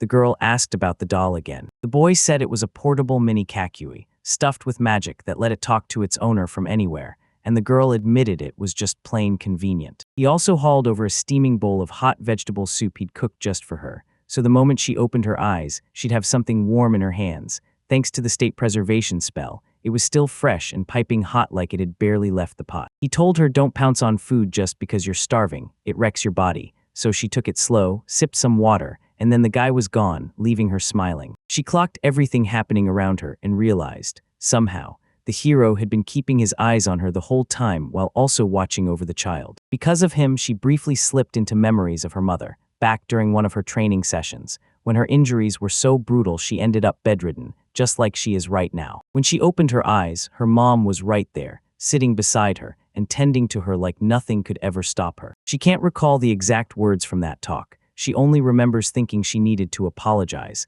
but during that stretch she was probably butting heads with her father nonstop, even going as far as to disobey him. And then there was that bruise on her cheek, like maybe he didn't hit her, but something definitely happened. The girl insisted that real happiness lives in simple talks and the sweet time you share with someone. It doesn't matter if she's drowning in guilt for the child, or even if she's a creature nobody can understand, because what truly matters is this: love them with your whole heart, and that child will feel it every single day. And Elsa decided, right then, to step up and become the kind of parent her kid truly deserved. She shot up from bed, slid into a seat, and then there it was, the IV staring back at her. She dug in and tugged until it finally came free, then she licked the injection site. She cradled a cup of soup in her hands, took a bold sip, and lit up as she declared it was insanely tasty. When she slipped out and changed first, the girl stepped back into the room and greeted her husband, who had their baby in his arms, then asked, with worry and love, how she was feeling. Watching it all unfold, the girl realized the order she'd brought was snatched away by the wind. Kakyu told Ars to wait. Then the kid erupted into brutal screaming and suddenly fired a shot out of nowhere, leaving Elsa totally stunned. The hero let out a shaky breath and spotted yet another hole blasted into the wall, and the girl went wide-eyed in pure shock. Elsa couldn't believe the father and son dynamic she'd stumbled into. They were the weirdest pair she'd ever seen, and she could already feel how brutal the road ahead was going to be for them. Elsa declared that their very first family meeting was officially starting. The discussion ignited when our son's magic spell exploded out of nowhere, just pure, shocking chaos. The little kid stared at his parents, then flashed them a bright, unstoppable smile. Kakyu spills the secret about another world. There are entire races you'd never find on Earth. Humans, elves, and dark elves, plus dragon people, dwarves, and beastmen, and then, of course, demons and angels. Elsa bursts into motion at dawn, and as the sun claws its way up over the horizon, the girl just stares, caught in its first blazing light. She yanked awake her husband and snapped him back to reality, time to clean the barn, then tore the blanket off him and dragged him straight out onto the floor. Then she swept into action, scrubbing the house, swapping out our clothes, and getting the bath ready hot and steaming. It's only been 2 days since Elsa recovered, but the whole vibe inside their home has flipped upside down. He split the chores with everyone, and suddenly he had way more time to breathe. With that taken care of, he finally has more time to grind, and he's already sharpening his control of the mangacaps. The hero gave himself a mental pat on the back for spotting a true jack of all trades. Then his wife called out of nowhere and told him she'd brought goat's milk. But hey, there's one massive catch in all this. The hero scooped milk and fed the kid, while Elsa stood right there, watching. This sick boy was barely hanging on, and a girl rushed in to stop the spiral. She handed him milk, and he slowly calmed down as he drank it. Kakyu can't shake the feeling that Aris is way more tied to Elsa than she's ever been to him. The girl went to make breakfast, but the young man snapped, "No, let me handle it," then stepped in clothes and blocked her way, insisting he could be the one to do it, and that he could prove he was useful too. He cooked a steak from a thanked boar, and the girl bowed to the goddess for the blessing before diving into her meal. She told him it was delicious, and the young man froze, because all those brutal years of trial and torment, scraping together something edible from those cursed, disgusting ingredients were finally paying off. This wasn't just food, it was the fruit of his 1,000-year grind. He took one bite of his dish, and his world immediately rocked. It tasted bland but still sweet, and he just couldn't get it. Wait, was he actually that clueless? Like seriously, did he wake up as the main character of some manga? But Elsa insisted it was delicious, and the girl hurried to her husband, begging for forgiveness. She said every family has its own special taste, handed down through generations, and she didn't know a thing about it, so she started to head for the stove. She thanked her husband, and the hero couldn't help thinking she was way too perfect. Do we even stand a chance? The girl shot her husband as he planned the day. He just wanted to test a spell to catch bugs in the garden. Then Ars suddenly burst into tears, and the hero didn't wait around. He snatched the kid into his arms and pissed on him. The soaked young man realizes our place is bursting with energy, and Elsa whips around to face her husband. She pushed for a family council, like, right away. She senses something off, and the boy shoots back, "Our origin's a little special," but the girl refuses to buy it. She realized her husband could only tap into magic when he was wooing him, so the guy shut his eyes, started thinking, and then demanded, "What does that even mean?" She shot back that the explosion's culprit was right there, the gentleman, and then the guy started screaming like his life depended on it. Maybe they were wrong to call it an explosion, because the boy might have been doing it on purpose. Like when the master casts magic right in front of him to cheer him up, the master doesn't scold him at all, he laughs. And that's when the boy probably figured it out. Using magic is how he can keep the master happy. The boy finally clocked it. He'd spawned half these disasters on his own, and the girl backed him up. Kakius snapped that he was a terrible parent, and the boy just wanted to fold into a cocoon and vanish. Elsa told her husband not to fret. Now that they'd tracked the cause down, everything could be fixed, and they just had to team up. If he really steps up to be a good father, you watch. His child will feel that love in every moment. The girl figures out that it's thanks to him that she finally sees where she went wrong. Kakyu couldn't make sense of it at all. She just claimed she had no motherly qualities, like he wasn't somehow the one who couldn't even measure up to her. The girl swore the baby only wanted to make him happy. Maybe he did it a little weird, but he loved him to pieces. Then she shot us a look and asked if he was just trying to please his dad. He made a tiny sound. Kakua's cocoon started to rattle like it was about to explode, and then the hero burst out and immediately lunged at ours. Ours suddenly started sobbing, like their hearts couldn't hold it in. A blazing light tore through the hero in an instant. Several days went by, and yep, Else was right. Once the change hit his upbringing, our uncontrollable magic explosions finally stopped cold. The hero just stood there, frozen in a daze, wondering if this house even needed him. But the second that thought hit, he bulldozed it out of his mind. And yeah, Jorn handles animals and works the fields like it's nothing, because growing up in that tree practically turned him into one with the wild. If the wheat grows, they'll finally have food to fill their bellies, and if they sell it, the cash will roll in. No more starving, no more fear. This family needs him. Rain came down in sheets, hammering the world like it meant business. The hero crashed to his knees and yelled that his wheat field was wrecked, dead. Elsa stared at the man, stunned like, "It's just wheat, nothing would grow here anyway." She told him that everyone here survives on potatoes and rice, because the weather crushes everything else that could have grown. That young guy has no clue what he's doing. Everything crashes down around him, and all we keep doing is sticking to Elsa like glue. He kept repeating that he only does what he does, sticking to Elsa, and then rage snapped in, because it was jealousy. He slapped his own cheeks hard to snap back to reality. Then the girl froze in shock. He steadies his thoughts and tells himself he's ancient as time, so how could he have forgotten why he ever teamed up with that elf? This is his task and nothing else. Taku rose to his feet and told Elsa he'd be gone for a few days. Then she snapped, "Where are you going?" He snapped back that the Holy City's merchant guild wrecked the fields, and now the whole state is drowning in a cash crisis. So he's ready to launch his own shop, dig into the market like a hunter, and lock down trustworthy buyers. Astriga, the holy city of Elbrant, is all but stunned, because the hero shows a certificate from the Northern Guild Wexel and a recommendation letter from the legendary merchant Sebastian. And then the young man turns to everyone and demands help with registration. He figures the check will drag on for at least a week, but hey, good connections can speed things up, and once he reaches out for help, he knows it's time to meet new people and expand his circle. A merchant from the land of Lawrence, Lorraine is falling apart. He's in sheer despair. Down here, the Elbot River loves to smash its banks during the rainy season, flooding the lowlands and leaving roads and ferries totally useless. Shirin explained that's exactly why Lawrence traders like them took the forest detour, slipping across by boat from the upper reaches of the Bamala River. They assume the hero got the news about a dragon showing up near Pomora, then dying sparked brutal guild wars, and when the dust settled, odd new people stood victorious, led by their commander Vritra, while the road got slammed shut. On the stretch of road that still stood, monsters lurked everywhere, so Kakyu demanded a way to wipe them out.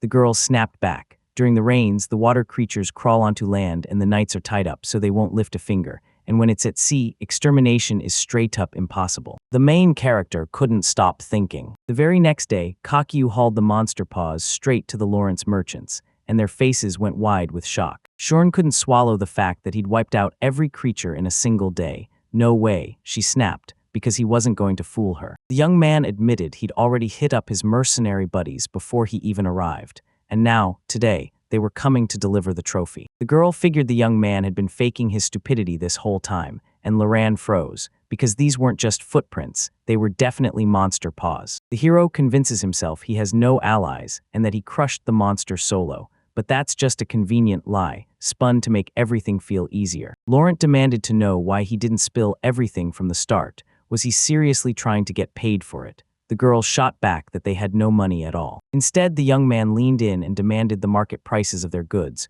pressed for the trade routes, and even asked for a way to meet their suppliers, while the merchants stared at each other, silently panicking. Kakui dives into the tale of a brother and sister swapping salt for what they need, and then he promises that tomorrow, he'll finally be introduced to the big bosses of the Chiron merchant fleet. Elsa is bursting with joy over her husband's big win. She throws her arms around him and congratulates him nonstop. Then they chat through Mini Elsa, a little doll that works like a phone. Kakyu smirked and told her, tomorrow it'll all click. Then in his head begged the girl to hype him up, because he definitely wasn't a slacker. He tells her tomorrow's packed, I'll be slammed, so don't expect me to answer my phone.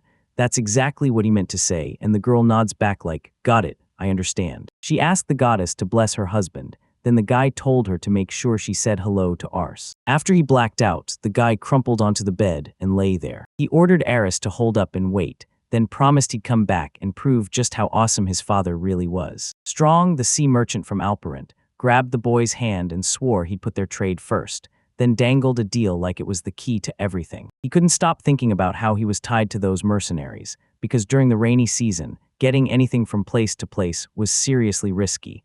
the hero ate up the flattery and urged him to skip the small talk and get right to the point. He swears these goods are salty cells, plus all kinds of monster-made materials, and right then, he tries to explain it when the phone rings out of nowhere. Elsa was calling, and he instantly panicked, remembering he'd sworn he wouldn't pick up the phone today. Silna shot him a worried look and asked if he was really okay. Then the young man assured her everything was fine and pushed for the negotiations to keep rolling. And at home, everything crumbles the moment he tries. His hands fail, nothing goes right, so he tells himself that at work, at least, he's gonna pull off a huge win. Silna thanked the guy for the time they'd shared, and Kakyu grinned that they should hang out again soon, maybe grab a drink. The girl shot back that he had no clue how to handle alcohol, and the merchant burst out laughing. The young man flopped onto the bed and let out a long, shaky breath. Today he hit the jackpot, so when he finally walks in the door, compliments are going to come pouring in. He snapped his eyes to his phone. Notifications were exploding nonstop, so he knew something had gone down, and he'd have to sort it out fast while he was on his report. Elsa burst in and warned them. This wasn't just any problem, it was about us. The young man stiffened, like trouble was already in the air. Then boom, he teleported straight home, burst through the door, and demanded to know what happened to ours. He tried to push in, but a brutal heat slammed the door shut, so he had no clue where the heat was coming from. Then Elsa called out to her husband. She told me his temperature had been climbing since lunchtime, and by now it was so unbearable it felt like he was literally burning alive. The young man finally got it. The daytime message was talking about this exact moment, because Elsa doesn't understand a thing. She won't do anything rash, she doesn't gasp or cough, and yet she's never felt the temperature spike this high, with absolutely no reason at all. If we don't even know what's causing it, we can't craft a cure, so what's the real reason here? His dragon nature. If that's the case, why doesn't he just have healing magic? And tell me straight, can magic fix this at all? Elsa rang for her husband and told him she'd head out right now to gather every healing herb she could find, while the young man sputtered in protest, insisting he should go instead, because it was way too dangerous. The girl told him he clearly didn't know much about the local plants, but she can see perfectly in the dark, and her husband needs to be there with their son, so she turns and leaves. The young man felt totally worthless. Then Aris's voice cut through the air, calling his name. The boy shot his hand out and clamped his father's finger tight. The hero figured the kid was cheering him on, of course this worthless excuse of a father. He couldn't do a damn thing for him. He rushes to apologize to his son. Then Elsa suddenly reappears, locks eyes on the boy, and watches him break down as breathy sobs spill out. He couldn't wrap his head around why she came back so early, until she told him she was just going to grab medicinal herbs, and right at the forest entrance, she spotted something that snapped her memory back. This is the Demon Master, one of those cursed magical trees that shoots up at lightning speed, drinking in mana until everything around it feels empty. She pressed a branch from the tree into the baby's hands, and the little plant latched on, then sprouted and reached up like it was alive. It ballooned into something absolutely massive. Elsa took one look around and knew. Everything lined up exactly like she figured it would, but the guy still didn't get a single word she was saying. She told him what the village elder drilled into her when she was a kid. Elves and other magic-blooded races can push their power too far, and when their magic grows faster than their body can handle, it throws everything into dangerous instability. The boy figured it was a magical meltdown, and the girl nodded, though the Demon Master had already gulped down some of that magic, so the heat should start cooling fast. Kaikui finally exhaled, crumpled to the floor, and thanked Elsa with a trembling voice, admitting he'd been so locked on himself that he never noticed a thing around him. He signed a contract with Elsa because he swore they couldn't pull it off, but then jealousy hit and he blew everything up. Then he tried to sprint back to make up for lost time with work, only to end up forgetting all about us. Elsa told him that ever since he left home, the baby screamed through the night, and it was impossible to handle, especially once a fever hit. To him, the main character is the one person he can always count on, irreplaceable, no questions asked. And that girl, Teague. The young man broke down in tears and poured out his gratitude to Elsa. Ars's magical breakdown probably got pushed along the moment they smothered that explosion, but sooner or later, it was coming. From here on out, they'll keep using the Demon Master to drain off the overflow magic. The husband's stuck at work while Elsa's home, and she tells him, let's split the work and hit it together. No secrets, just open minds and honest opinions. Today, she cooks dinner herself. She whipped up a sizzling sauté of goat and bear paws, drowning it in a wild mushroom sauce, so when the young man saw it, his mind screamed poison, but he talked himself down. Even if it looked insane, it would taste incredible. Then he took a bite. And in the next heartbeat, he face-planted into the plate, straight into disaster. Elsa bragged that her cooking was great, but not so good that you could dive into it like a swimming pool. Then the young man snapped, "All right, I'll cook next." Lord Sabas is left utterly stunned, because the protagonist actually wants to be his servant. He nodded along and said there were a few reasons, because without a respectful one, nothing would be possible. The young man got it right away and promised they'd do everything perfectly. He wants to buy Elsa, but he's short on the Ural Kingdom's money, so he hits Sebas up and signs on as his debtor. Then he adds that their currency works just fine too. Then once Elsa becomes his servant, she can finally earn her freedom back. She couldn't believe it, and the shock hit her hard. Kakua told the girl he'd already planned everything, and to stop worrying. Then he dug through the magic bag, an enchanted storage space with a huge interior widened by magic. Then he yanked out a pile of materials from magical beasts and shoved them into Elsa's hands, only for Elsa to spot the contradiction in his words. Sieber insisted that the money was plenty, but Kakyu slipped and lied about having connections to top mercenaries. Elsa couldn't figure out why he was turning everything into a huge, complicated ordeal just to match her status. He shot her a grin because this was his way of telling her he was counting on her, and the girl just went completely stunned. Then she flushed so hard her face went hot, and she just couldn't figure out what in the world this man was doing to her. Elsa snapped that today she wanted to share a few words with her husband, and then dropped the bomb. "I've got extra teleportation too." He tensed as he clutched us in his arms, and while the child slept, they leaned in to talk teleportation. The girl shot him a question. Why did he always teleport up in the air? He blurted out a quick apology right on the spot. He warns that without razor-precise coordinates, a teleport can drop you anywhere, plunging you underground or straight into the water. So he ditches danger the moment it strikes, and teleports straight up into the sky to dodge every accident. The girl pressed him, "So all you need is to set the right coordinates right." Then she shot, "Why haven't you done it yet?" And the guy just jerked his gaze away. He shot back that he had no time for it, but Elsa commanded him to crush the problem ASAP, and the young man wasted no time, taking care of it fast. Kids are pure miracles. When someone truly gets that they're responsible for a little life, strength and love hit them like a wave, and education turns into a two-way street where parents and children grow, learn, and shape each other. Kakyo swears that when you live for someone, especially a child, something snaps into place and he finally feels truly alive, like he's found his purpose, and suddenly life hits with a whole new meaning. Arno caught it instantly. His friend had turned into his father right before his eyes. The bartender shoved a drink into his hands and told him all he had to do was flash that ideal husband image, so the hero snapped back that he was already going all in. His friend grilled him, "So, have you kissed Elsa yet?" And the guy immediately choked on his drink. He started denying it all, insisting they were only tied together by a contract, but the girl warned, if Alma finds out, she'll be crushed. Then she stepped in to straighten everything out. Arno tells Elsa to forget it. She doesn't pull him in at all, yet the hero snaps back, only to get shut down when reality hits. He's a demon, not a human, and definitely not an elf. The friend finally clocked it. This young man hadn't even gotten a single kiss in his life. Kakyu spun his gaze away and started to shoot it down. Arno decided to help his friend and pressed his lips in for the kiss, right as the hero lunged to stop him. Suddenly, Kakyu smashed his head into Elsa's. Bam! They both clutched their foreheads, grimacing as the pain finally hit. The girl spun away, and the guy blurted her name, demanding to know what was happening. Her cheeks flared as she looked aside, then she blurted out that it was already morning, and she'd come to wake him up. July 1014 of the sacred calendar, Elfland's kingdom standing tall, right at the edge of the great forest of broccoli. Ars barged into the barn where his father waited, and right then Kakyu was staring in awe at a lamb that had just hit the world. The boy demanded to know what it was, and the young man glanced at the truth. His son was alone again, so he could already hear his mother's scolding coming. Cradling the kid in his arms, the hero told him straight up that he'd just been born that very morning. Then he declared, "You're my older brother," and begged him to be gentle with the animal. The boy's face lit up. He spun to his father and blurted, "Wait, you're really my brother."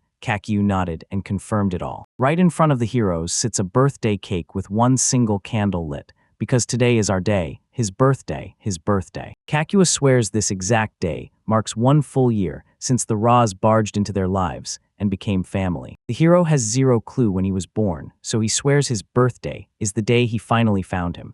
Then he tells his son the truth. His mom and dad had already been setting up gifts for him. Kakyu compiled this massive illustrated encyclopedia of magical creatures, and along with it, she handed over a bilingual guide plus a history reference book. The hero stared at his wife, utterly baffled. Then he demanded, "Are these books really the same as what the boy needs?" And she snapped back, "In my village, they start teaching kids the second their little feet start walking." The young man demanded to know when elves start walking, but the girl dodged the question so smoothly. She told them not to let Ars end up lazier than the hero. They kept brawling. Ars just sat there silent, and every new shout made his whole body start to shake. Tears spilled from his eyes as he snapped at his parents, screaming for them to shut it and stop fighting. Kakyu and Elsa froze at Ars's breathtaking beauty, then told him, "We're not fighting," before they snapped a glance at each other. The girl swallowed her pride, admitted she'd gotten a bit out of line, and insisted they should try it first before anyone passes judgment. The hero snapped, "I was wrong,"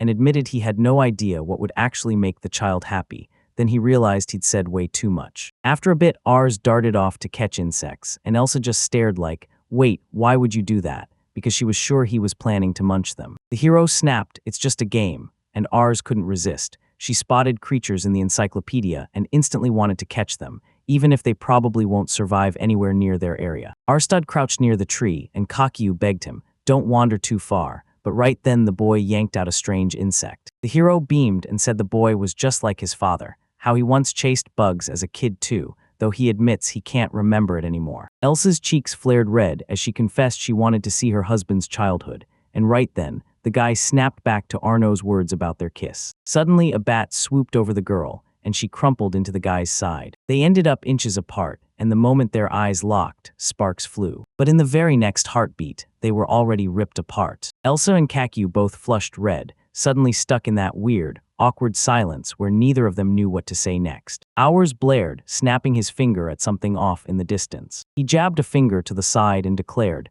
"There, do you see that? Something S over there." There, right on the ground, lay a brand new baby fire dragon, blazing with fiery potential. The boy kept stabbing the air with his finger toward the creature, and the young man still couldn't figure out where the dragon even came from, while Elsa hurriedly told her son to stay far away from it. She reached to grab him, but the second she did, he burst into tears and blurted that he was a little brother. Har pouted hard, then clung to the cub in a tight, stubborn hug. Kakyu tried to calm things down by insisting the dragon was still tiny, but her words only fueled the fire. She snapped, then erupted into screams, warning the child could get bitten or catch something worse. The dragon opened its mouth, desperate to finally say something. The elf shot him a furious glare, and he bolted before he could get caught. Hours started sobbing, and the hero just froze, like, what am I even supposed to do? That day, Ars bawled his eyes out clear through the evening, until exhaustion finally knocked him out. And the next day, he kept glancing at the forest with nerves on full blast. Elsa felt bad for them.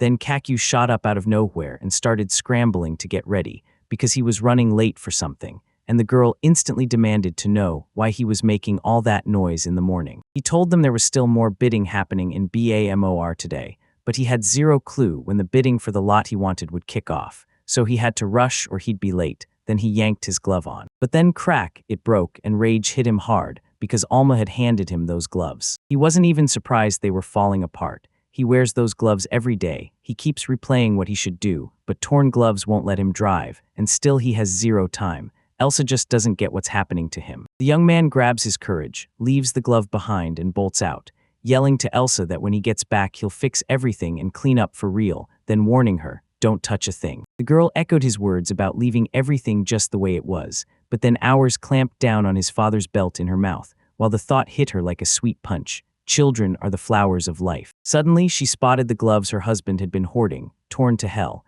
and that's why rage kept burning in him, and the girl decided she'd fix the problem by teaching him a lesson. In the Mora trading city, an auction house blared with power as bids for a servant flew in. One man shouted a price, another undercut it. Then Shirin shoved through the crowd and called out to the hero. Kakyu clocked a bunch of sketchy types hanging around, and the girl snapped that ever since Fritra took over, things got this way. Every one of his servants was illegal too. Lura clocked a bounty sitting on the guild leader's head, and the merchant barked that it was finally time for the mercenaries to earn their worth. Kikua overheard whispers about him, about his ties to ruthless mercenaries, like they're claiming he moves faster than any normal person or adventurer, but nobody has ever actually seen him with their own eyes. That young man couldn't believe it. Some fake, made-up mercenary was suddenly blowing up, getting more famous by the minute. Next up, the auction just dropped a new hit, Drash wine from the kingdom of Sankarami, aged 20 years, and the opening bid blasts off at 20,000. Kakyu threw in a $200,000 bid, and his crew couldn't believe it. Did he really just buy that wine for 10 times the price? Because he wanted it bad, like insanely bad. He told me their wedding anniversary was creeping up fast. His wife is a total diehard follower of the goddess cult, and she keeps insisting she wants to dedicate the sacred city to cult. Because they can't make the trip yet, he decides to pull her closer to this kingdom by gifting her wine from there, and she can't help but notice what a genuinely caring husband he is. Cecile realized that a husband who loves like that deserves the perfect gift. He pulled out a sack of gold and insisted it still wasn't enough to repay everything he'd done for him, then leaned in and said he was counting on their continued cooperation. Kakyu snatched a ring and at first shrugged it off like it was nothing, until he finally saw it clearly. It would fit Elsa perfectly. By the time this year was done, he'd latched onto her like fate had teeth, like he was falling in love, only he's a demon. He's not built like normal creatures at all, because his soul is what powers her spiritual essence, while his body is nothing but a mass of raw magical energy. Demons don't pass their power down like normal parents. They snatch the souls of the dead, forge contracts in hell, and turn those souls into more demons, swelling their ranks. And yeah, he got hit with the exact same fate. He made his own bargain in hell. So just like every demon around him, he doesn't have a reproduce gene or any instinct for offspring. But the feelings he has for Elsa, they're real human emotions. He even insists it's all just an illusion, a leftover memory from when he was still human. Does he have the power to hand her this ring, or does fate shut him down? He relives what happened with Alma, and it hits him. Everything is different now, like the whole story just switched tracks. Rain hammers the window as Hours stares out, fretting hard. Then he grabs the phone and calls his mother. Elsa gently pats the boy's head and tells him not to worry, because her daddy's got teleportation magic, so this rain can't touch him.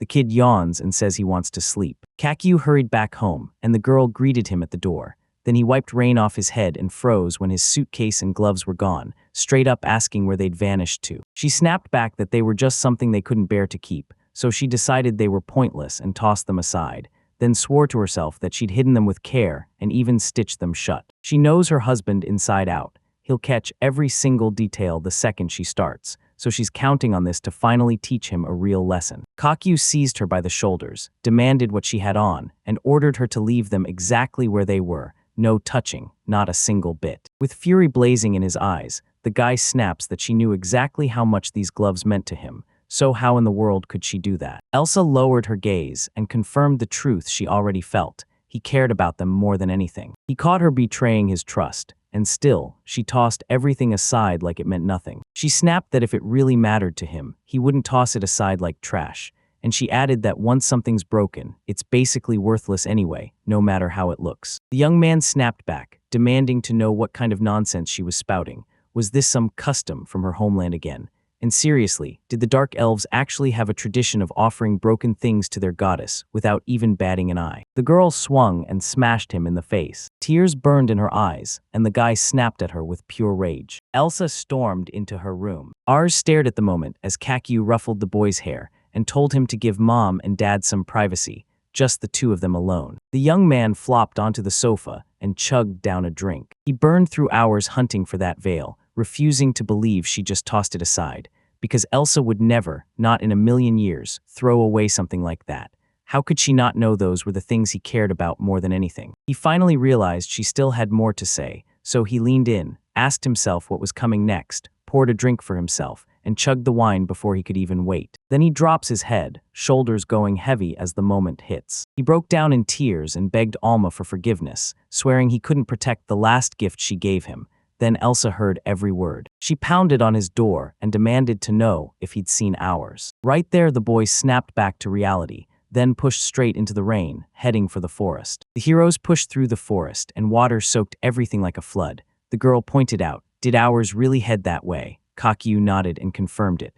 Rain turned the trail nearly invisible, yet he still spotted the unmistakable remains of the soul. The girl insisted that slamming into him was all her fault, but he shot back that it was his doing, then begged her forgiveness for insulting her homeland. She was about to blurt out the truth, but he grabbed the moment and cut her off, then demanded she stay silent. Hours and the dragon curled up inside the hollow, eyes half-lidded. Then they caught the scent of that baby fire dragon. Was that boy really here to save him? Kakyu stared at his son and asked if they'd scold him for this, and Elsa shot back, "No way," at least not while we're sleeping so sweetly. The girl snapped her gaze to her husband and tossed him the gloves, only for him to realize she never tossed them out at all, and somehow even stitched them back together. He demanded to know why she lied to him. Then she smiled and said she just wanted her husband to worry a little. Living together, she caught every sloppy mistake and every crack in him, but she never once expected him to go truly, brutally angry. Some nights it felt like he'd straight up dived into the deepest parts of her soul, reading her better than she ever could. She was so certain he'd never say a single thing to cut her that she finally let her guard down, and Kikiwa couldn't stop thinking it was his fault, because he'd been blowing through the devil's eye way too often. The girl crumpled to her knees and blurted out an apology, and the guy told her, "You're forgiven," then added that he couldn't defend what happened or justify how much he trusted her. He finally got it. Everything went wrong because he never cleaned it up himself. The girl lit up that he'd owned his mistake, and Elsa had put him on a pedestal, idolizing him for how detached he seemed from the world. So yeah, she didn't handle it the way she should have, and guess what? He's human too. The kid realizes someone, or something, once helped shape him into the man he is, then he bolts from that truth and loses his one shot forever, because once he runs, everything changes. Even if this gut feeling is a lie, he's done fleeing. He's ready to stand and face it. He grabbed the rings from his pocket and spun toward Elsa. He didn't ask her to marry him because of some contract. He asked because he meant it, for real, down to the bone. Elsa blushed. Then she flashed a smile and gave her consent. Temporary union is just one chapter in the life of true love. Back home, the kid and the dragon were curled up asleep by the fireplace, totally peaceful. Then Kakuo finally drops the bomb. Ours isn't his real son. He's the son of the best friend who died, and the whole world changed when he did. And after he died, he fled as far as he could, because along the way he got swept up in a brutal scrap with bandits, and that pushed him to play it safe. Elsa leaned in and demanded to know how her husband learned to wield magic so well,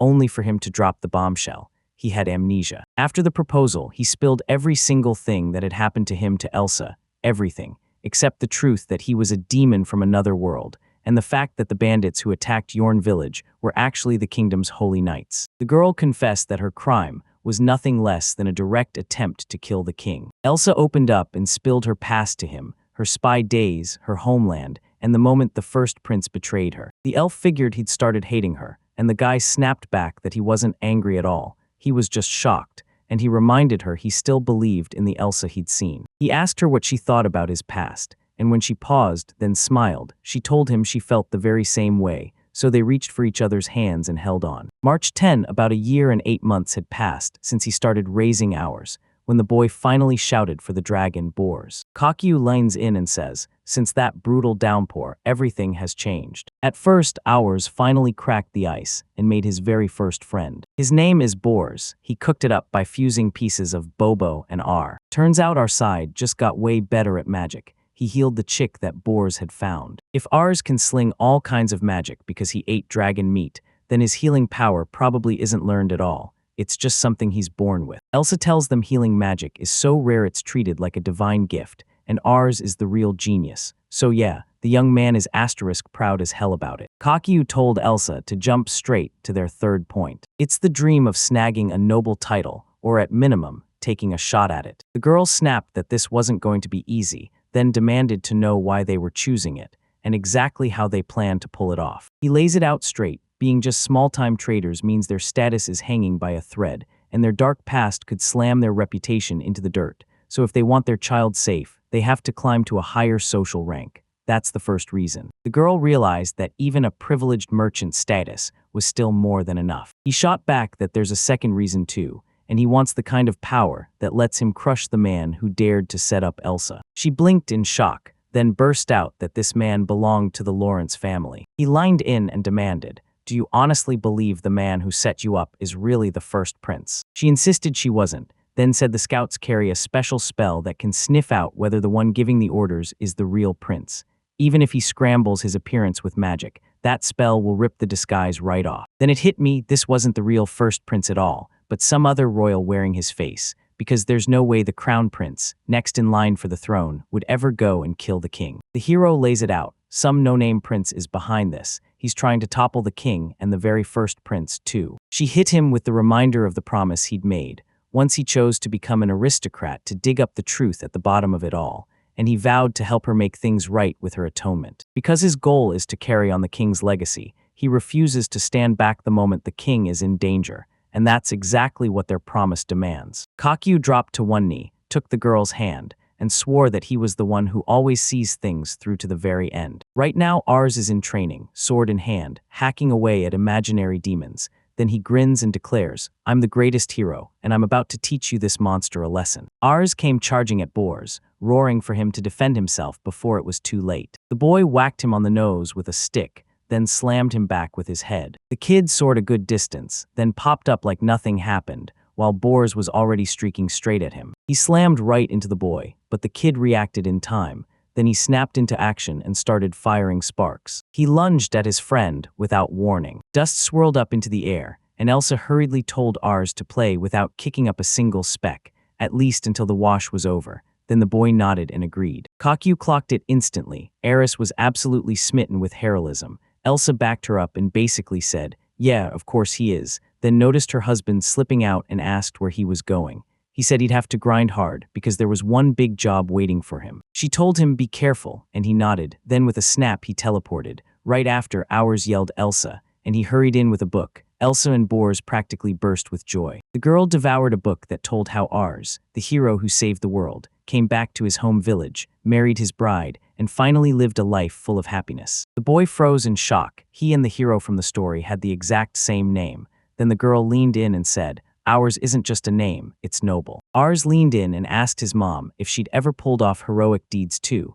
Elsa turned bright red with embarrassment. She started coughing up excuses, claiming only noble people would dare, then abruptly acted like she was way too busy. Boars and Ours locked eyes, then bolted off like crazy, pretending they were just gonna play ball. Then the girl pleaded with them to stop sprinting off so far. She slumped against the fence, wedding plans spinning in her head, and the moment Kakyu's orders echoed back, turn into an aristocrat. She told him it was a long-term plan, and he nodded, then admitted he'd be slammed with work and barely home for the next 5 years. The girl's eyes went wide and her heart sank. Then she slapped her own cheeks hard to shake herself back into shape. After that chaos, everyone scattered to their own tasks. Elsa swept the floor, while Ours and Boars picked flowers like it was a mission. While the girl was busy inside the house, the kids hauled a huge stick, then rushed around gathering flowers and stones. Elsa warned that darkness was coming fast and told the boys to come inside, but the boy wouldn't answer. He just stood there trembling like something terrible was about to happen. She strode up to him, demanding to know what happened, and caught the boy breaking down in loud, unstoppable sobs. She figured the boy was hurt somewhere, but he jerked his finger straight to where the dragon was perched. The girl stared him down with a menacing glare and demanded if Boars really had done it.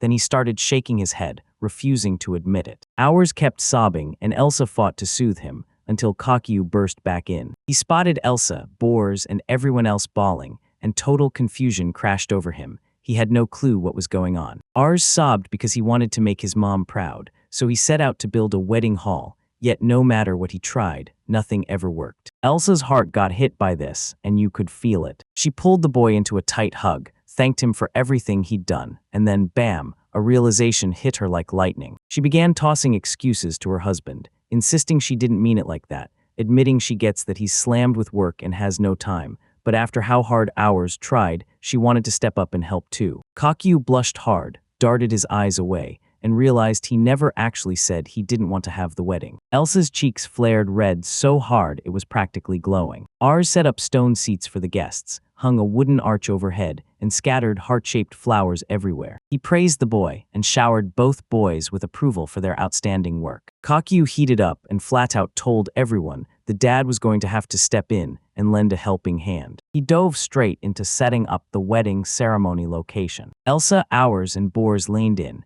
grinning as they watched every twist unfold. Once everything was set, Kakyu turned to Ours, leaned in, and demanded what he really thought about it. He grinned and declared it was amazing. Then Mom nodded right along, like she'd just witnessed the same miracle. The girl asked if it was really okay to pour out that much magic, and he grinned, saying there's no such thing as too much, because nothing would go wrong for one whole night, even if he drained every last bit of his power. He reached out for his bride, and she slipped her hand into his. Then it hit him hard. He snapped his fingers, and Elsa shot up into the air. The very next second, she blinked, and she was standing there in a wedding dress. Kakyu showed up in a crisp white tailcoat too. He claimed our side got there first, but everyone knew he'd been secretly gearing up since the proposal, praying he'd catch her off guard. Ars handed his mom a bridal bouquet, and the girl burst into tears, saying he'd done it, that he'd won, and that she couldn't be happier. The bride and groom marched down the aisle, and the seats were packed, so the bears sat there on chairs and watched in silence. Right by the heart, Kaki yanked the veil off the bride's face, then shot his hand up into the air. He blasted magic fireworks into the sky, and everyone gasped in pure delight. He shot Elsa another heartfelt thank you for showing up and being there when it mattered. She flashed a grin, turned her eyes aside, and then snapped his name like a secret only she knew. Then the newlyweds smashed into a kiss, and the boars, plus the rest of us, just stared in awe. A man was perched up in a distant tree, eyes glued to the fireworks.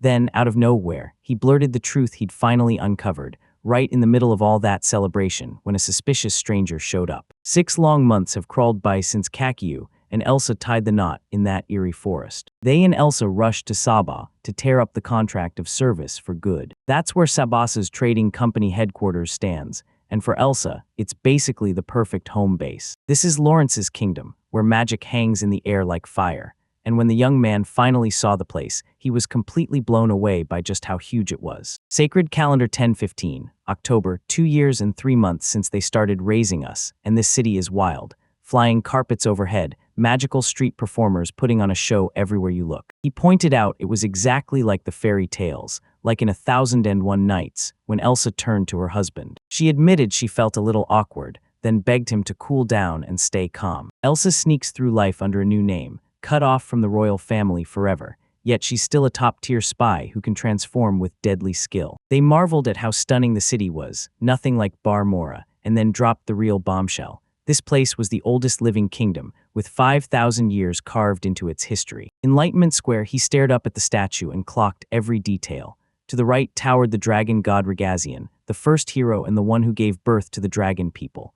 To the left stood Ordamir, the goddess of magic, and the legends said she was the first to hand magic to humankind. In Lawrence, the goddess of magic, the dragon god, and the goddess of creation all get equal worship, so faith flows wide and open here, total chaos for the caramel state, where the goddess of creation is treated like the only absolute truth, and strict dogmas crush every lesson. The young man couldn't believe it. His wife actually admired this brutal way of life. When he questioned it, she just said, "It has to be this way." This land, the birthplace of countless heroes, now has a pope, and he's the only one on earth receiving divine revelations, so you know this country's got to be strict. Every believer fantasizes about reaching there at least once. Did you really think that once you're on the other side, it would look exactly the same? Sebastian greeted Kakiu and Elsa, then flashed the biggest compliment on Elsa's dress. Instantly, her cheeks burned red with embarrassment. He couldn't believe his eyes, and without their letter, he never would have recognized them. He grabbed their attention and told them to follow him. Sabas demanded where little Ars had gone,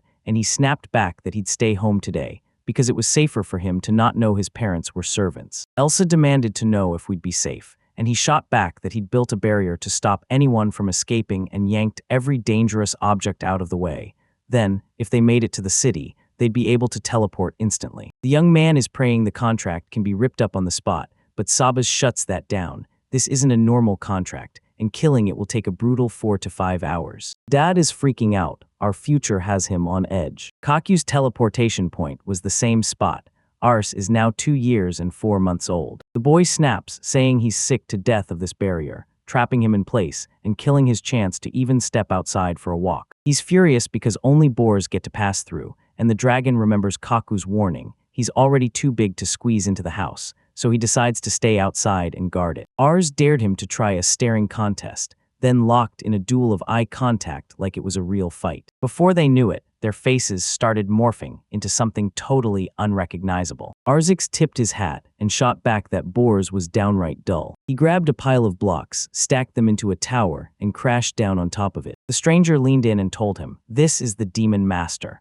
Then they pointed out the tree, right by some serious magical beasts, making it the perfect landmark. The man stared at Boars and blurted, "You've already grown this huge." It had been around a whole year since they last laid eyes on each other. We felt something was off in our bones, then whipped our eyes to Boars. A gang of people swarmed him and launched the attack. Then the stranger blurted that he was a fire dragon, but he was still too raw and too young to stand strong, so he couldn't do a thing to stop them. With the mudstream skill blasting out, he distracted the dragon, then barked the command and had its limbs bound tight. Boars slammed into them, blasting fire everywhere, and the strangers gaped when they realized he could breathe flames too.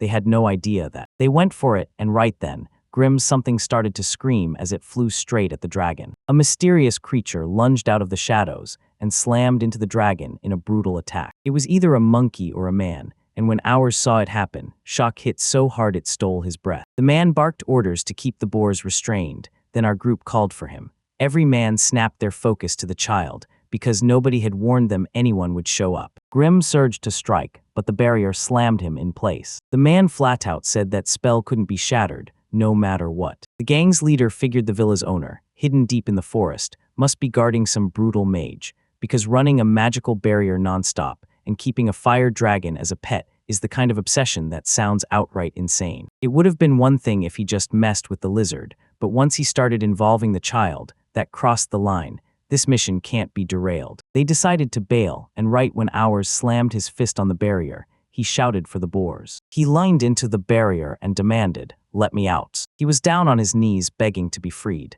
Then they hauled boars away, and everyone knew he might vanish for good. The boy refuses to swallow it. His eyes burn with pure rage. Suddenly, the bandits caught a sound, and they swore it was just their comrade's imagination running wild. Hours burst out of the house, smashing straight through the barrier. He shot up and told his friend he had to bounce, then followed right behind. Ifuru, ruins of a once great ancient city swallowed by the forest, and the people there are scraping by in nothing less than misery. They were staring at a gorilla hauling a dragon, then someone snapped, "Stop watching, go to work." Verda praised Victor to the skies for snaring the dragon, then promised him and his crew a fat reward for the job. Then he blared the news. Today, they weren't just hanging out, they were celebrating something big. A little girl sinks down beside the wounded boars, staring at them like she's holding her breath. One of the bandits snapped that they'd barely set aside any money for the dragon's cure. Tears streaked down the girl's face, and the man couldn't even meet her gaze. He swallowed his pride, bowed his head in apology, and stormed out, his children trailing right beside him. Verta snapped his head toward the girl. He warned her if she couldn't speak to dragons, he'd already be dead to the world,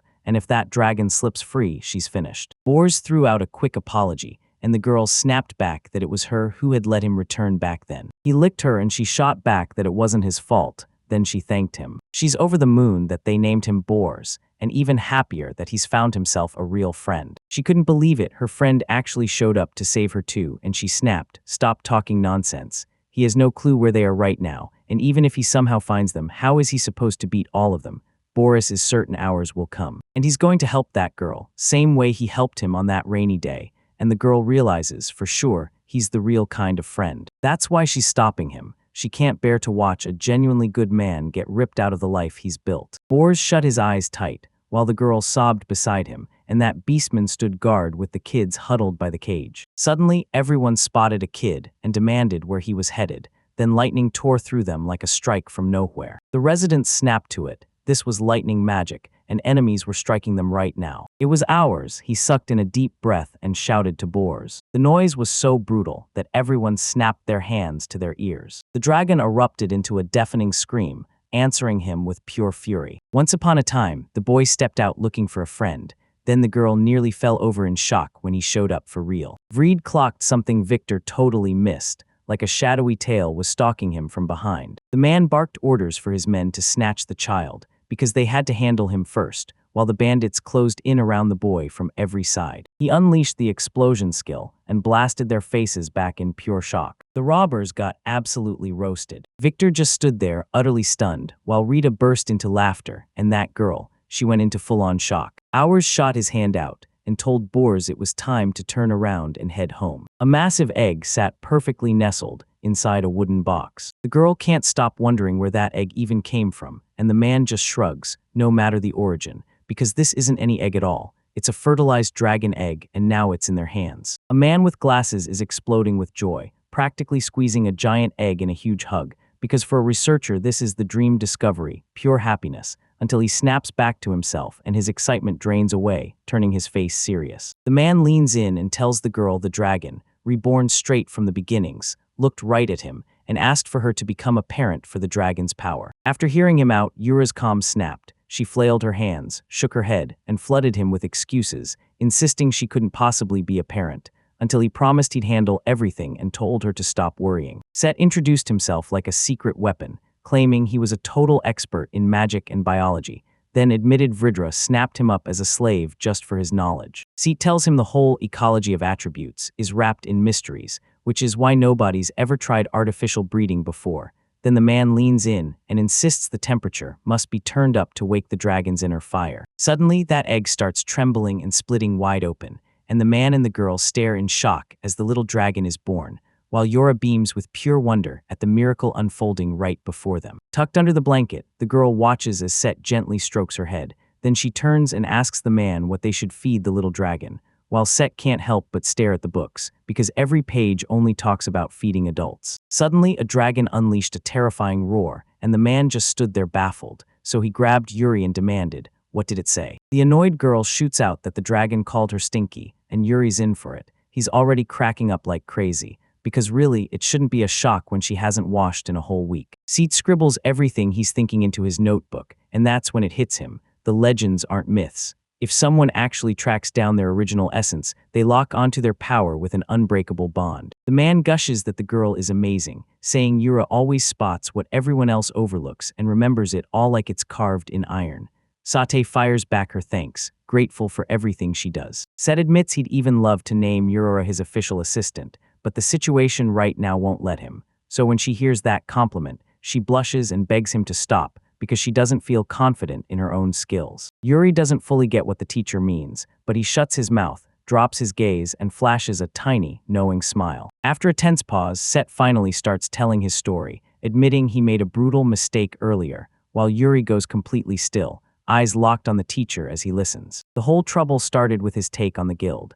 The man swore it existed to shield refugees and the abyssal, and hand them jobs, but the urge to study attribute dragons was just too damn strong to resist. Instead of what he expected, the guild was run by bandits who seized control, snatched refugees, and dragged craftsmen into making weapons and growing food. Set reveals that the girl's mom is being held captive by them, and Yuri immediately nods. He's already aware, even if she's somewhere else. When demons crashed into the man and girl's homeland, they bolted for their lives.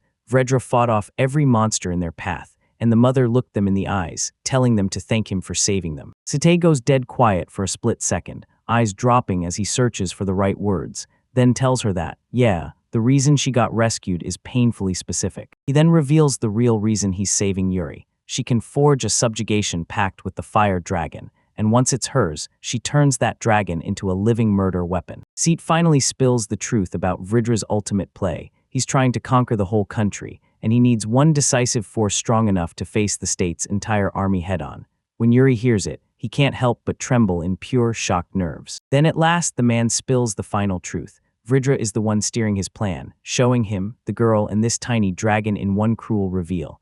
Satet's shoulders slump with a heartbreaking sigh, hating himself for it, while Yuri starts trembling, refusing to believe it. Yuri pleads, asking if she can at least let this baby dragon go. Then the man snaps to a halt, stunned, before letting out a long sigh, shocked that the girl is willing to throw herself away to save it. Slowly, Set pushes himself up from the floor, dusts off his pants, and then nods. He's backing the girl, saying the dragon needs to be freed. He insists that every bit of this intel was handed to him by Vridra's younger brother, so it's legit and he'll stand with them.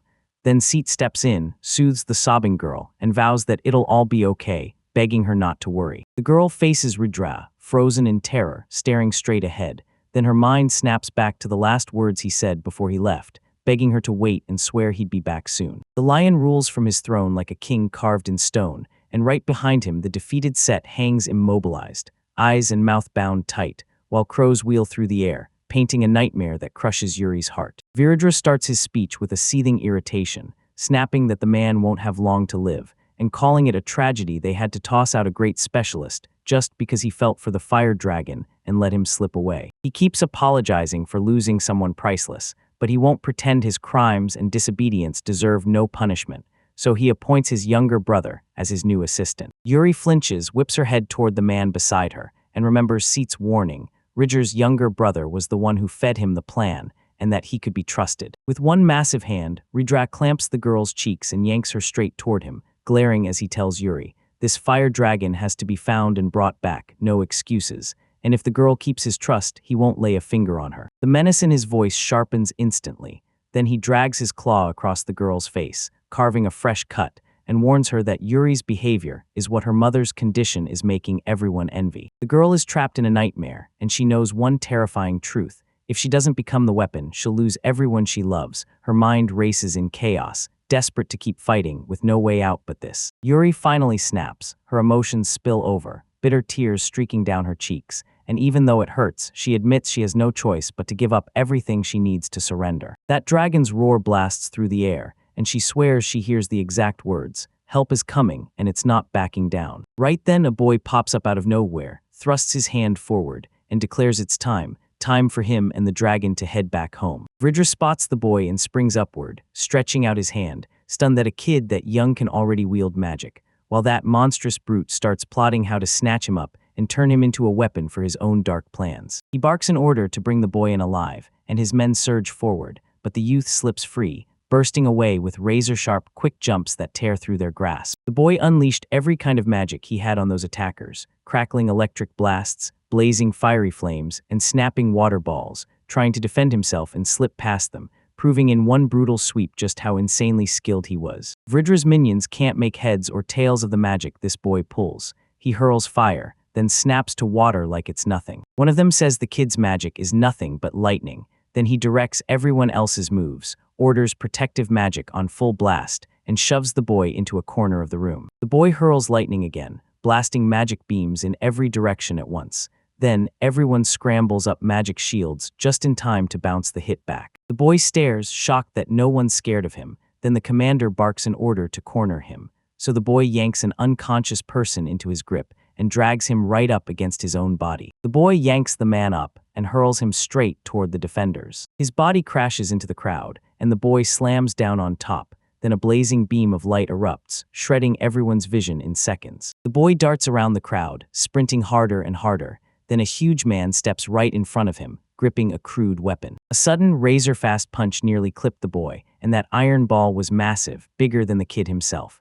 But this fight wasn't about brute strength, it was about who could slip and dodge. With lightning moves, the boy shoved into range way too close for the man to breathe. The boy digs in, then drives one brutal kick straight into the enemy, down in a single shot, and the man crumples behind him with a thunderous thud, powerless to move. The boy keeps springing away, dodging everyone who lunges to grab him, while that confident young guy grins like it's way too easy. Minions, Ridra. The kid grins and says his insane agility comes from playing heroes with boars every single day.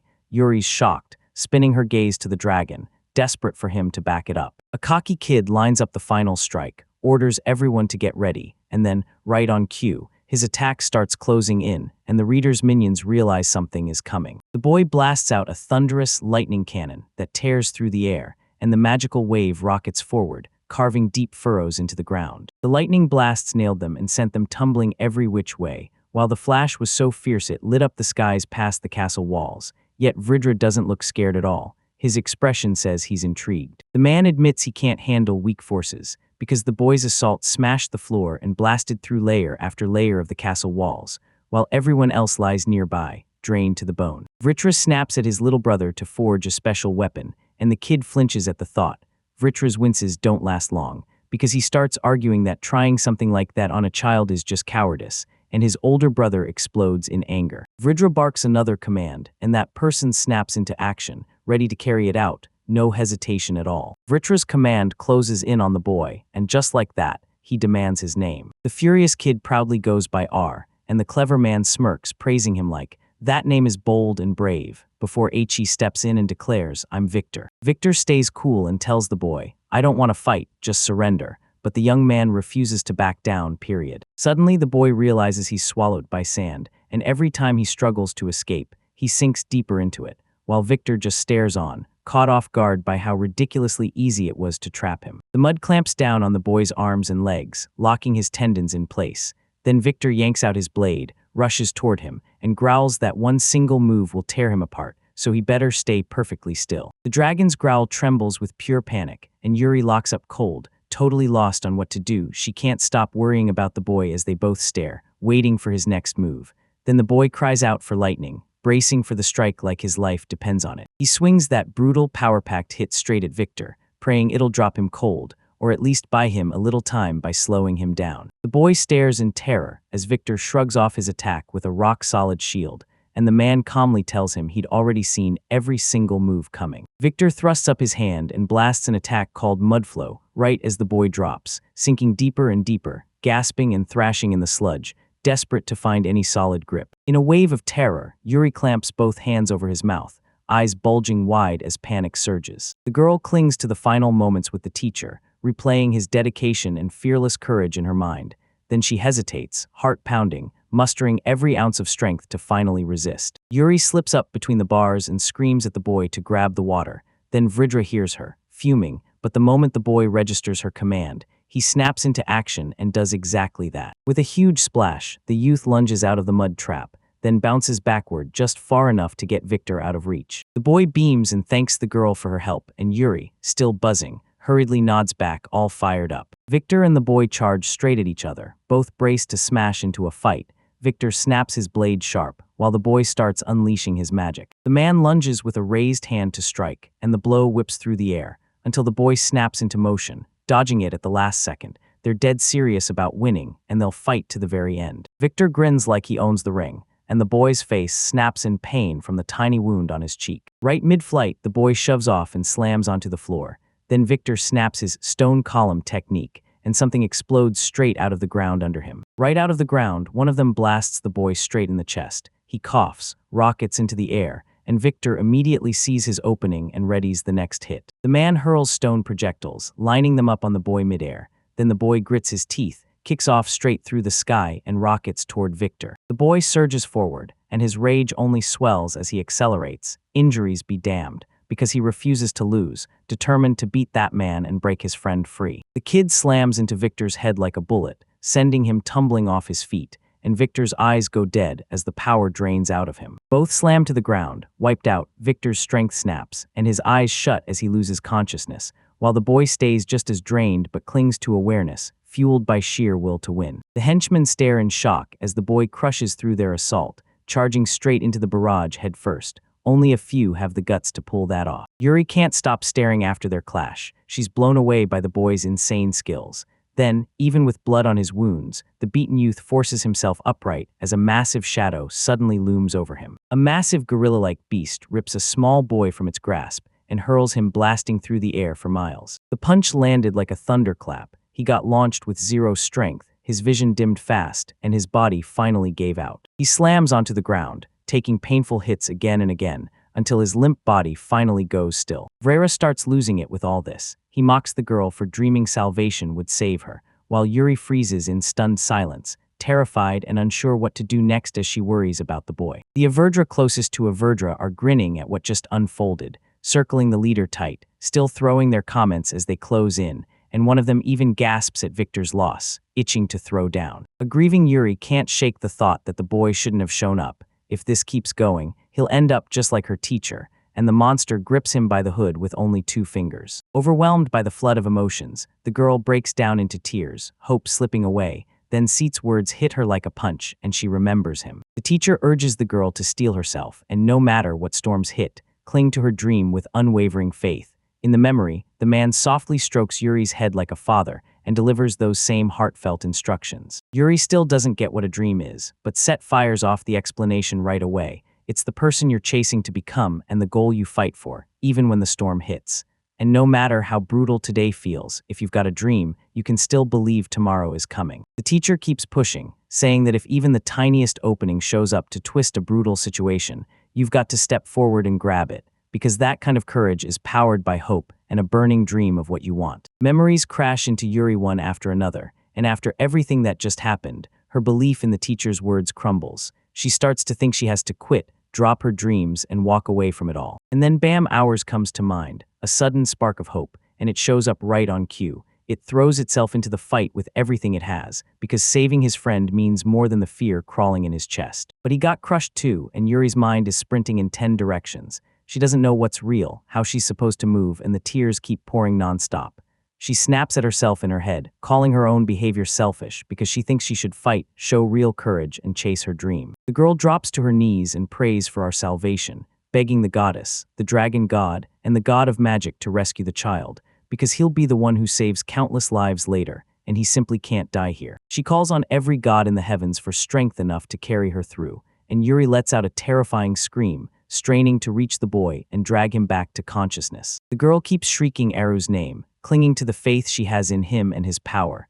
Aru urges him to wake up and sprint right now, but Vidra only listens to her screams, baffled by what Yuri is trying to pull off. Suddenly Sate, the one everyone swore couldn't even say a word, snapped up and spoke, using his last breath to declare that Vidra was doomed to be defeated and vanish forever. The teacher barrels through his speech, warning that every great empire from the past started collapsing the moment it chose its downfall. Then he cuts himself off and goes stone still for a beat. Sate slams his words home. Every fall starts with one tiny spark of courage. Then, bam, Ars's eyes ignite with a golden blaze, because Yuri's screams and the glory of his teacher snapped him back to himself. The monster clutching the boy didn't even get a moment to read Ars's moves, because in the blink of an eye, the youth slipped from his grasp and drove a brutal, sharp strike straight into his head. Ars's punch landed like a thunderclap, stunning the opponent. Then the boy stumbled down onto the ground right beside the wrecked, staggering monster. Vidra's confidence couldn't believe it. The boy fought back with pure grit, slipped free from the magical monkey's grip,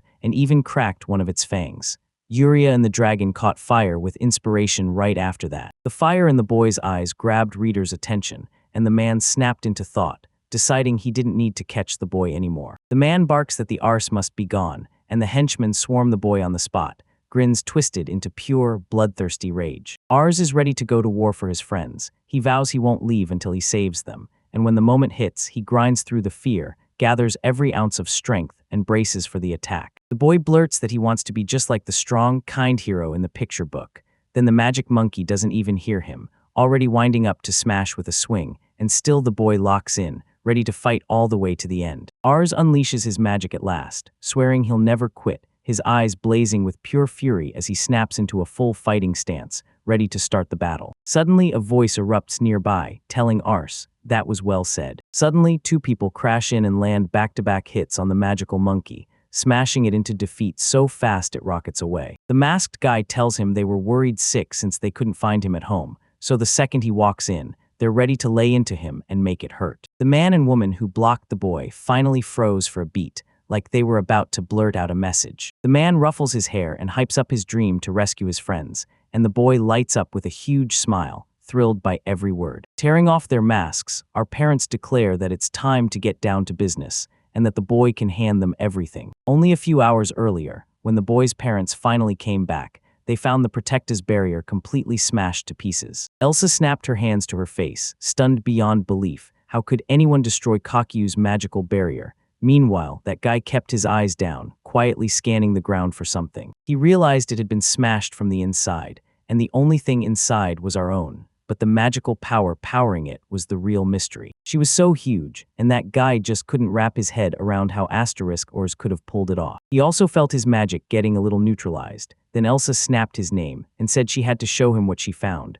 Boar's fang, and not far from it, fresh traces of some other massive magical beast, plus clear signs that a magic-fueled fight had just gone down. The elf clocked Ars tracks everywhere, but Boar's were totally gone. Then it hit the father like a punch. The dragon had been snatched, and his son was already charging after whoever took them. The girls snapped that if it was real, they had to chase it right now, and Kakyu nodded like, "Yeah, let's hunt it down." They had to head out ASAP, because those tracks wouldn't stay. Once they were gone, there was no going back. Meanwhile, the man smirked, jabbed a finger at his own chest, and bragged that he was a bloodline descendant of the Beastman's king, Vidra, the Lion King himself. And those elves he despised, who stole everything from his people, mocked them as savages and drove them out, will pay, no questions asked. He swore revenge, and he'll lead his people to real equality and freedom. He jutted his finger at the dragon, and declared that this dragon essence was a weapon he'd hatched from an egg, built to forge a whole new era. So he claimed they couldn't get it, but the Arshan parents shot back one command,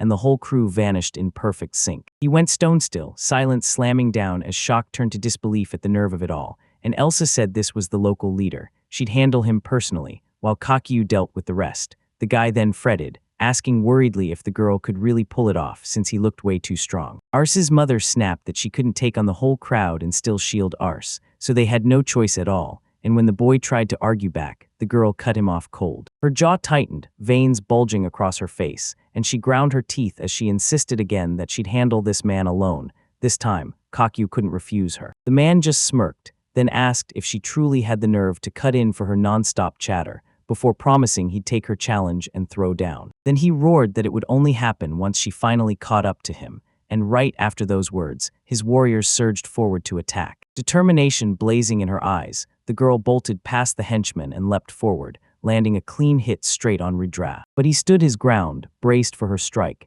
and then they traded spell after spell in a flash. While the lion swung heavy blows to crush the elf, she darted and danced side to side, snapping quick strikes into the one weak spot she could reach. Everything around them started to crumble, and a blaring roar filled every inch of the air, stones raining down everywhere as everyone huddled together, clapping hands over their heads and ears to survive. Vridra caught sight of it, a dark elf, and a skilled one at that. Was she really from that family that lurks in the shadows? He shot those words on purpose to light her fuse, saying even elves hated their family and branded them traitors, while she calmly pulled out a bunch of balls. They tore straight into the lion's face, and the girl only spat one thing, "Dirty beast," before the boom of those exploding balls rocked the air with a roar right in front of the beast man's mouth. She hurled knife after knife at him and demanded he shut his mouth, calling him disgusting. Then he caught every blade between his teeth, bit down, and snapped that the elf had no right to insult him. He lunged at her and snapped his huge claws around her with the spell Fang of the Lion King. Elsa realized that huge swing had a glaring weak spot, and even though her hits were coming in too light, she quickly clocked exactly how to fix it. She leapt onto the man's back and slapped herself into his line of sight. Then she unleashed Twilight to shut down his view. Then he whipped out Magic Recoil, yanked the spell straight onto Elsa, and seized the moment, slamming her with one crushing, powerful blow. The girl slammed into a pile of stones, with a thunderous crash that shook the air. While Vridra sat there, soaking in the smug sight of the pile the girl landed in, he suddenly blinked in shock, because she got up. She praised him for baiting the enemy into a trap and even mirroring his magic, and then she basically called him smart as a real beast. With a hard, icy stare, the girl snapped that she'd have to force her own dull mind to start working too. The ground thundered under their feet, and while Vridra stared at the thing in front of him, he spun around and realized Kakyu wasn't backing down either, and they weren't taking control of the fight. Trapped inside a blazing barrier, the man stood frozen, while Hours Kakyu sat in his arms like nothing could touch him, unmoving as he tore through the enemies around them. Defeated foes sprawled everywhere, and anyone who hadn't jumped into the fight yet could only whisper, "How strong is this hero?" Kakyu Jirodo was forced to spill everything, what their organization was made of, how many were in it, and how they were set up, so the man's rage boiled over, and he rushed to the sorcerer for help. The sorcerer snapped his tongue in rage, and reluctantly started to chant the spell. Right behind him, a horrifying lineup of magical monsters clawed their way into existence, and he snapped a hand signal, commanding them to swarm and attack. Koki stared at those monsters with pure disappointment, eyes sweeping over them like he couldn't believe it, thinking summoning multiple creatures at once and wrestling magical beasts was brutally hard. That man cackled like a villain, already declaring it over, because this was their main weapon, strong enough to scatter even the Elven Kingdom's army, as long as they could strike with at least a full division. When the whole crowd finally caught up to the father holding his child, he just thrust his hand forward and unleashed crushing streams of power, watching the monsters collapse right on the spot, too stunned to even fall back. Every opponent went dead still, staring in shock, while Kakyu himself leaned in and asked, "So you still want to stop, or just quit before this turns into even more trouble?" His face looked absolutely unhinged, terrifyingly wild. Every warrior clocked it. He wasn't some battlefield threat, he was just a court puppet, and they knew trying to take him down was pointless, so fear detonated and they bolted, screaming for everyone else to run too. They spun around and shouted for the magic caster. Too late, he was already gone, fleeing before he even bothered with the others. Koki let out a sharp breath and snapped that it was a terrible move to run off without ever locking eyes with your opponent. The room went totally empty. A little while after, every opponent was hauled down and tied up, and our guy was shouting in awe about how badass and strong his father was. Meanwhile, Koki's mind kept snagging on the fact that they'd overlooked one of the real troublemakers, but right now, something else demanded their focus. He tipped his hat and leaned in, soaking up the chaos around him, because out there, enemies were everywhere, and if they'd figured out the power, the folks trapped inside could be stripped of their memories the hard way. The warrior barreled toward Koki, begging him, "Don't touch the KIDS." He would have surrendered on the spot if it meant no harm came to them, but the guy just smirked, promised he wouldn't lay a finger on them, and demanded the cage be opened for him. The cage lock clicked shut, then the dragon bowed its neck and rumbled out a curious growl. Koki hurried over, asking how he was doing and whether he'd been hurt. He jutted his finger at Boars, flashed a wicked grin, and told him to stir up some noise outside, because he wanted the others to handle the mess on their own. But his evil laugh got cut short when the girl in the cage with the dragon leaned in and snapped, "Wait." Yura slammed herself in front of the dragon and introduced herself, then said she could actually talk to it, which was exactly why she'd been trusted with Boars, who stayed right behind her and bowed low. Hours jabbed a finger at the girl and shouted that when he was in danger, she saved him. Then the boy's father froze in shock, smiled, and clasped Yura's hand, thanking her like crazy and promising he'd repay her for her help for sure. The girl refused the help and snapped, saying this place was packed with servants and artisans who were being dragged into labor, so in her eyes, there was no way Boars should be sent alone to tear everything apart. Then she shot her eyes down at the floor, wrestling with the truth that she couldn't keep dumping responsibility on everyone else, before the man gently pressed his hand to her head and cut off the rest of her wish. He brushed the girl's hair and promised her he was handing this tough job to her, so she had to go with Boars, guide him every step of the way. Yura lit up with a huge smile and quickly said yes, and Hours watched it all, grinning right along. Meanwhile, the elf kept trading blow for blow with that massive lion, like it was a monster duel she refused to lose. They trade crushing spells, mixing brute force with pure magic, starting with the elf's asterisk night darkness asterisk, and then the formidable man fires back with asterisk reflection of magic asterisk. They collided in a raging surge of raw, unstoppable energy. After every strike, they burst into different directions, then slammed back together, trading bone-crushing hits one after another. He smashed the floor right beneath the girl's feet and grinned, already waiting to watch her fall. She really ate the pavement. Then the man ripped up a chunk of the floor and hurled it straight at her, but she snatched onto it with her hands and held on. Vridra let out a heavy, shaking breath, fighting to catch his composure after that brutal hit. Then he actually wondered if he'd somehow ended the fight by accident. Then he leapt down onto the shattered floor below, hunting for his enemy like he could feel them in the air. He dropped onto the stone and knew his opponent was still alive, lurking somewhere nearby, while the elf slipped into the shadows, vanishing from sight. Lev realized she was perfectly hidden in the dark, so there was no way he'd land a shot. Yet as he thought it, he muttered it out loud, spun his head, and stared into the blackness, hunting for her. He ditched the hard way and unleashed one of his deadliest spells. He was going to obliterate the girl and everything around her in one blast, her face contorted with wicked delight and pure joy, and he was certain this meant instant victory. The ground buckled as his total storm whirlwind tore through everything, blasting massive ribbons of wind through the air. Those same raging streams smashed the world apart. Almost everything flew into the sky, and from the outside it looked like a real tornado was tearing through the place. Vridra burst into laughter, absolutely delighted with what he'd pulled off. He stood in the middle of an empty stretch like he'd wiped the slate clean, flattening everything to the ground. Then Muse Hutchina grinned and scanned the area, smug as ever. But he cheered too soon. Right behind him, an elf slipped in with a deadly silent strike aimed straight at the back of his neck. Leo only realized it when the needle already sank into his neck. He jerked his gaze away and spotted something trapped there. Rage surged through him as he snatched the weapon from her, tossed it onto the floor, and demanded to know what it was, then how she could even do something like that. That's when it hit him. She'd vanished in plain sight and did it without a single spell. And right as he started to raise his own magic, she slipped in on silent feet and closed the distance faster than his thoughts. She slipped up like a ghost and set a nasty ambush behind his back, right under his feet, so the hit couldn't possibly land, until he finally swung his attack across a wide area, convinced he'd already won. He finally clocked the endless spell prattling as useless drivel, and then he snapped into a fake rage in the dark. Those moves were nothing but a bait, proof she couldn't land a decisive strike, until it herded him straight into a dead end with no way out, forcing him to undo the spell on his own across a huge area. With victory in his chest, he finally let his guard down, and she calmly swung in and finished it with the final blow. To him, it reeks of a simple lie, but there's no time to question it.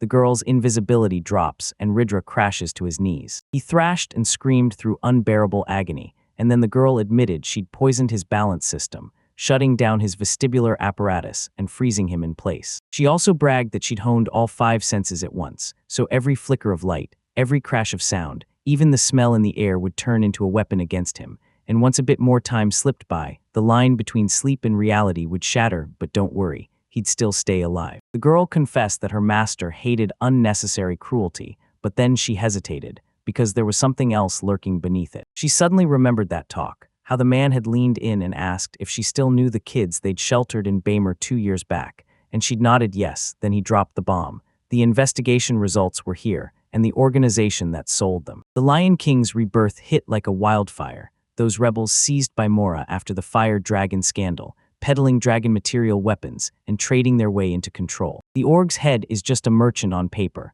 but that's a disguise, because the real owner and the dark side's true leader is Vridra. The elf yanked the man up by his hair and confessed she wasn't done grilling him yet, while he, drenched in sweat and choking on tears, only begged her, "Don't touch me, please, just stop." Meanwhile, Yora tore through the sky on a dragon, and the warriors scattered every which way, because they couldn't stand up to the element-born beast, until someone stepped in to block their escape. These were the servants they dragged in for labor. Then the warriors snarled for them to clear off and get out of the way, because if anyone resisted, their leader would crush the rebels fast and silence them for good. Loud speeches crashed to the ground, and one of the men barked, "Look around," because suddenly they weren't servants anymore. On one wall, the defeated Vridra lay pinned beneath an elf's foot, while on the other side Ars stood with his father, and up on the floor's pikes, monster heads stared back. Then right through the sky, a terrifying elemental dragon roared into the air, and before the warriors could even process it, they dropped their icy weapons, thrust their hands up, and shouted that they were surrendering. Koki and Ars's mother counted the crowd, and it turned out there were 180 fighters plus around 300 servants and their families, already a huge number. But Koki clenched his jaw and insisted they weren't alone. With other branches and nearby bases, the total should have been around 2,000 people. The elf flung her hands wide and demanded they imagine 2 people trapped inside the stronghold of some huge organization, because if word got out, it would be a total disaster. The guy scratched the back of his head and finally realized his wife was right. He said they had no choice but to tip off the authorities because their group was packed with wanted criminals. Then Elsa tossed out a "let's get rid of them all" idea, and her husband only squeaked in a timid little question, "Thank goodness," because it was just a joke. Dead silence slammed into the room like a wall, and it felt like the talk had hit a dead end, until one tied-up guy snapped, shouting, "Hey, calm down, we're tied hand and foot." Then one of the former servants snapped at him to shut up, warning him they still hadn't forgotten how the kids were handled here, like a punishment was coming either way, so why should it matter who delivered it? Every warrior went rigid at the sound of those words. The same guy who'd spoken up without a second thought was now shaking in pure terror, begging for mercy, because yes, he had a family too, but the man clutching the weapon wouldn't budge, screaming through a storm of rage. Ars burst between the arguing men and blasted lightning. One snapped his eyes shut and stumbled back, while the other's weapon clattered to the ground. The boys grinned and said the fight was done, so it was time to put the hate to rest.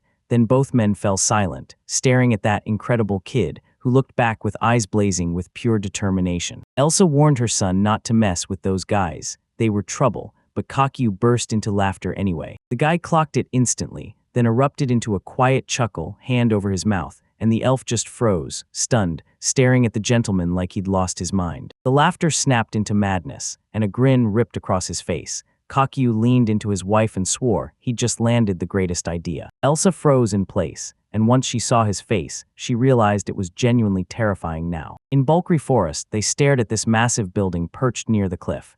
Then Kakyu leaned in and shot, "Wait, is this a base?" He told them this wasn't just some random spot.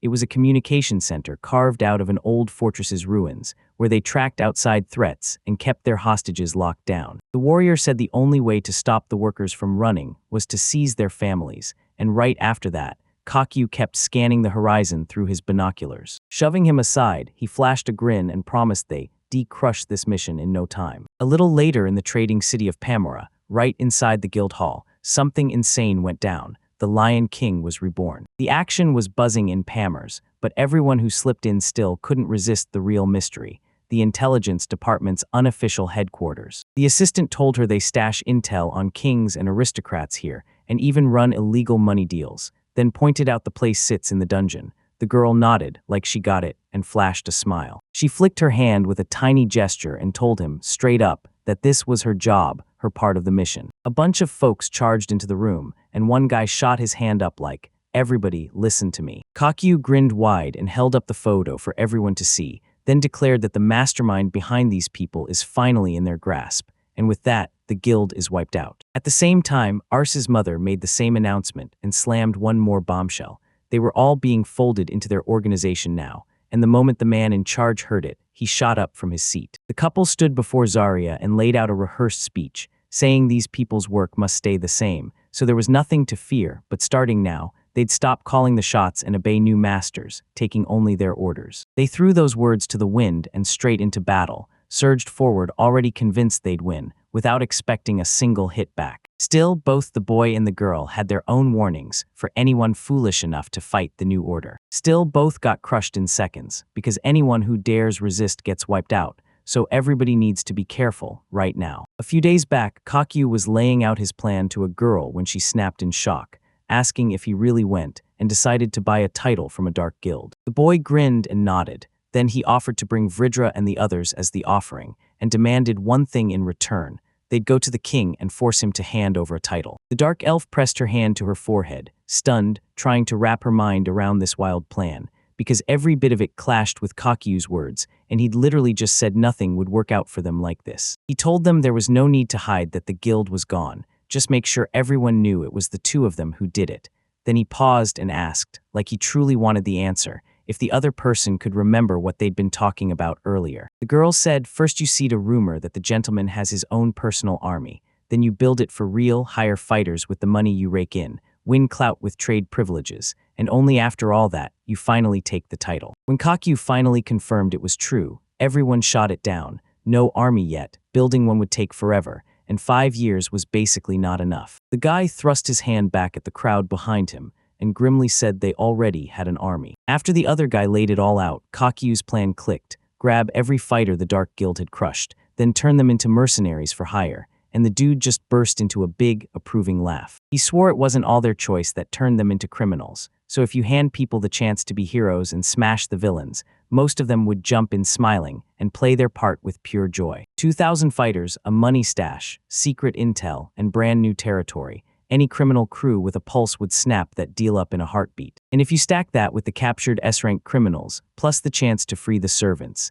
then you just build a real war-ready army, crush the economy, claim actual land, and the whole balance of power flips for good. The girl realized the king would rather hand out a title than turn someone like that into an enemy, and Kakyu instantly agreed, calling it the right read. Helping refugees and even criminals felt like the purest kindness to the girl, and it was Kakyu who chose to do it. The guy shrugged and said it wasn't special at all, just doing what he could with what he had. Then a small smile crept in as he decided to shift to something else. They stared at the wounded, and Kakyu finally snapped into action, saying it wasn't worth weakening the enemy, because it'd be way easier to just bring in more allies. Then he spun toward one of the medics and demanded, "How's the treatment going?" The medic turned, greeted him, and smiled, saying everything was going great. He started to say he feared trouble would hit them, because there were hardly any magic healers here, but he cut himself off and jabbed a finger at the one of ours sitting right among the sick. The boy fired off magic and watched the warrior's wounds knit shut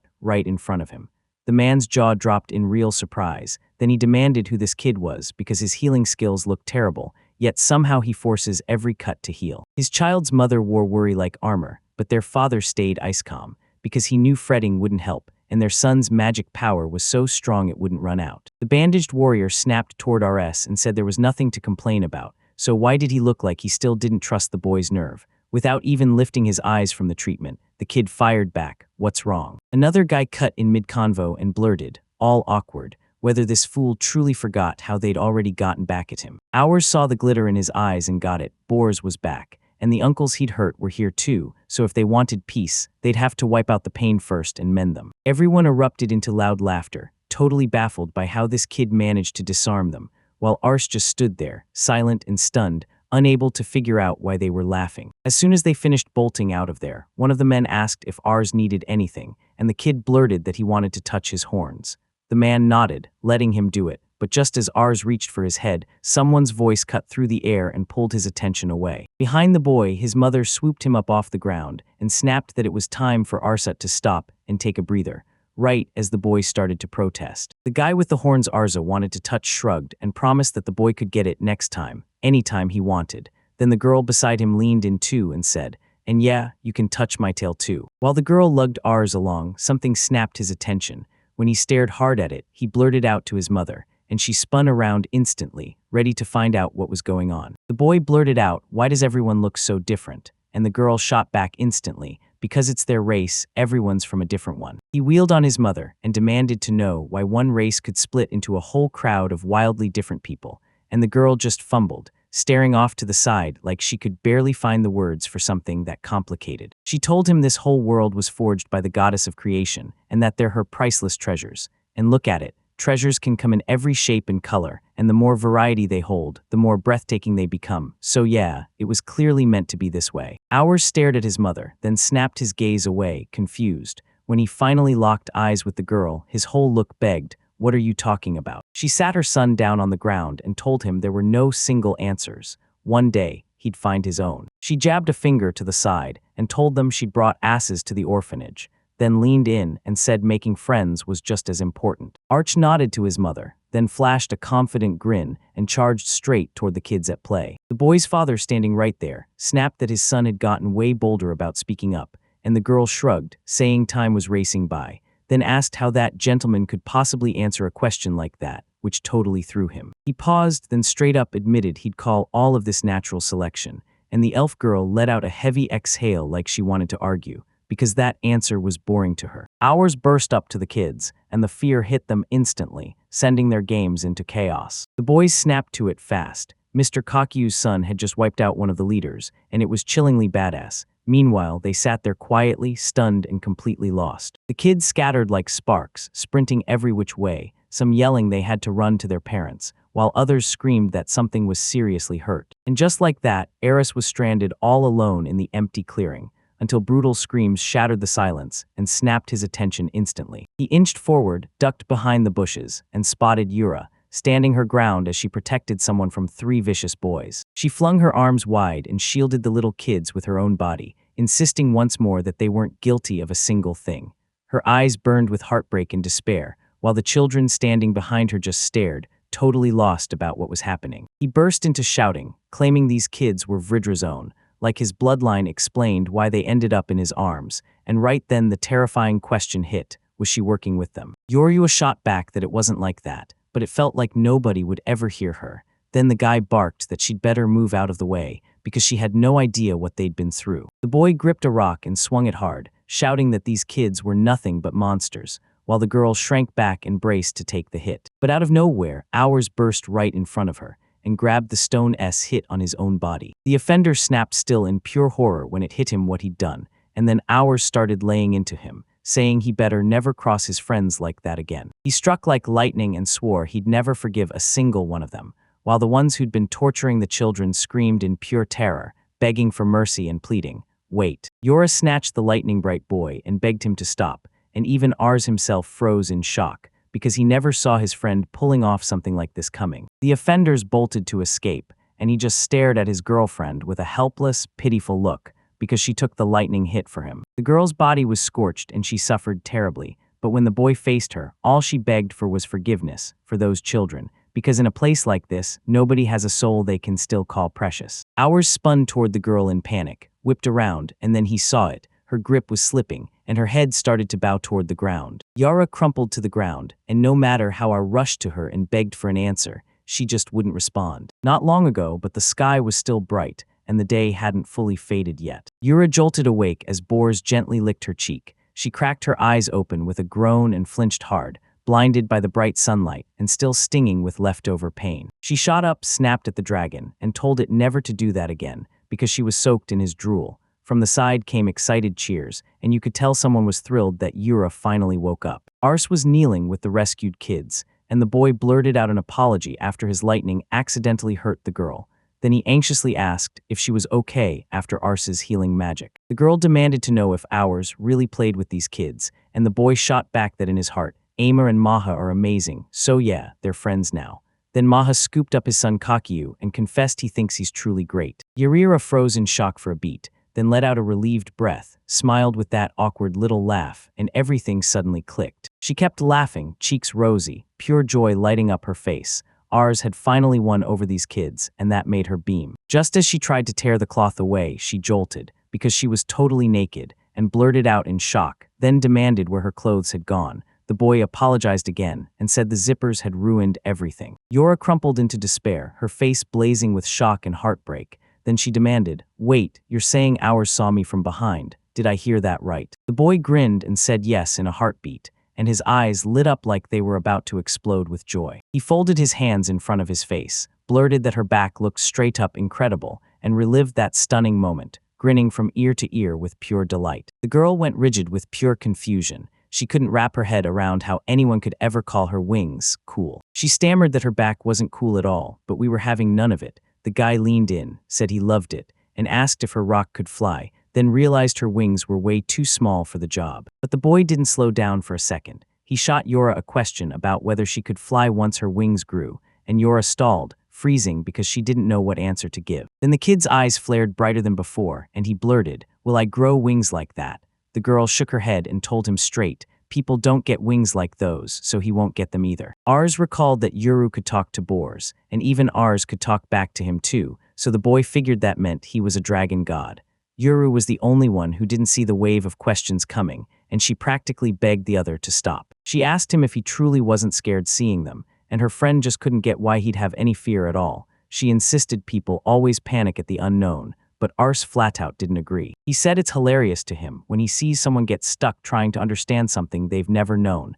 Then the girl froze, staring in total amazement. She paused for a second, then lit up and said, "That boy is incredible, so small, yet he thinks like an adult, just like my teacher." Yura still remembered the day she blurted to her teacher, "I wish I'd been born completely normal," and when he asked why, because he said he'd have been happy in her shoes, she snapped back that it was all because of how special he was. They swear she's a gift from the ancestors and blessed by the dragon god, but the second people spot her wings and scales, their faces drop, and they start whispering behind her back in raw fear and disgust. Even she confessed they label her a half-breed and a monster, because fear makes people lash out at what they don't understand, from magical beasts and demons to complete strangers. The teacher told me, if you crack it, the fear vanishes, and suddenly it felt like there was a real way for everyone to live together in peace. The man straight up admitted that this is exactly why he became a biologist, so he could stop conflicts with knowledge. You muttered that it'd be way better if Rizichi never existed, and that childish hope,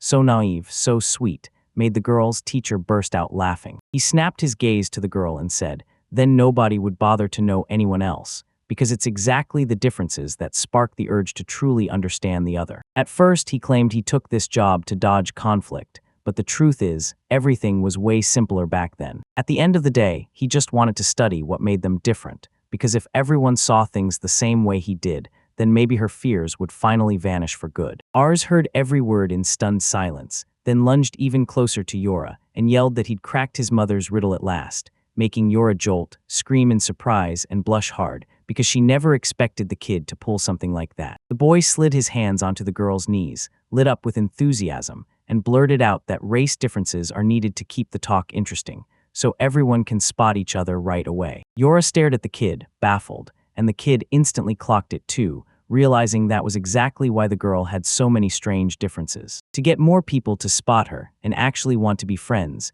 Yura kept getting thrown off by the smart boy's words. The girl understood we were nothing but a single ray of light in this brutal darkness, but she didn't have the guts to say it out loud, so she just nodded along as he promised it would all be simple. The guys headed out while the world was still quiet, then darkness rolled in, and the weather stayed perfectly great. Yora thanked us again from the heart. She straight up confessed she'd really love to become a scientist, and the boy just asked, then completely shocked himself at who she really was. The girl flashed a smile and declared that the person who chases what nobody else knows, and then shares it with the world, is the one who matters. When she asked what he wanted to be, he blurted out a hero before his brain even caught up. Fists clenched tight, he vowed he'd become the kind of hero his mom and dad were, then he kicked it up a notch and decided he'd be even stronger than them. The boy slammed on the brakes, and the girl grabbed Ars's shoulders, right there.